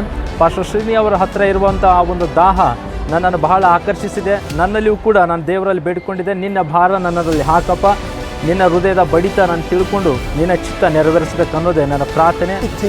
What I have learned is that we way praying for the focus for north Karnataka. ಕರ್ನಾಟಕಕ್ಕೆ ಒಂದು ಸ್ಪೆಷಲಿ ನಾರ್ತ್ ಕರ್ನಾಟಕಕ್ಕೆ ಒಂದು ಫೋಕಸ್ ಬರಬೇಕಂತ ನಾವು ಪ್ರಾರ್ಥನೆ ಮಾಡ್ತಿರುವಾಗ, when this moment has really brought life into us and we been learning like how to plan and strategize and approach. And you know I am so glad that we are so excited to partner and work no into this. ನಮ್ಮ ಸಭೆಯಿಂದ ಶಿಷ್ಯರನ್ನು ಮಾಡಬೇಕು, ದೇವರಾಜ್ಯ ಕಟ್ಟೋದಕ್ಕೆ north Karnataka ಎಲ್ಲ ಸುವಾರ್ತೀಕರಣ ಮಾಡಬೇಕು ಅನ್ನೋಂಥ ವಿಷಯ ನಾವು ಕಲ್ತ್ಕೊಂಡಿದ್ದೇವೆ. ನನಗೆ ವಿಶೇಷವಾಗಿ ವೈಯಕ್ತಿಕವಾದ ಒಂದು ಭಾರ ಏನು ಅಂತ ಬಂತಂದರೆ, ನಮಗೆ ಬರೀ ನನ್ನ ಒಂದು ಭಾರದ ಬಗ್ಗೆ ಯೋಚನೆ ಮಾಡ್ತಾಯಿದೆ. ಸೊ ಆದರೆ ನನ್ನ ಸಭೆಯಲ್ಲಿರುವಂಥವರು, ನಮ್ಮ ಜಿಲ್ಲೆಯಲ್ಲಿ ಇರುವಂಥ ಎಲ್ಲ ಸಭಾಪಾಲಕರ ಮಕ್ಕಳಾಗಿರ್ಬೋದು, ಸಭಾಪಾಲಕರಲ್ಲಿ ಸಭೆಯಲ್ಲಿರುವಂಥ ಇನ್ನೂ ಅನೇಕ ಯೌವನಸ್ಥರು ಇಂಥ ಒಂದು ದರ್ಶನವನ್ನು ನನ್ನ ಒಂದು ಜೀವಿತ ಉತ್ತರ ಕರ್ನಾಟಕಕ್ಕಾಗಿ ಎಂಬ ಒಂದು ದರ್ಶನವನ್ನು ಹೊಂದ್ಕೊಳ್ಬೇಕು. ಇನ್ನು ಶಿಷ್ಯತ್ವವನ್ನು ಎಲ್ಲ ಸಭೆಗಳಲ್ಲೂ ಅದು ಗುಣಿತವಾಗಿ ಹೆಚ್ಚಲ್ಪಡಬೇಕೆಂಬುದಾಗಿ ನನ್ನ ಒಂದು ಆಸೆ.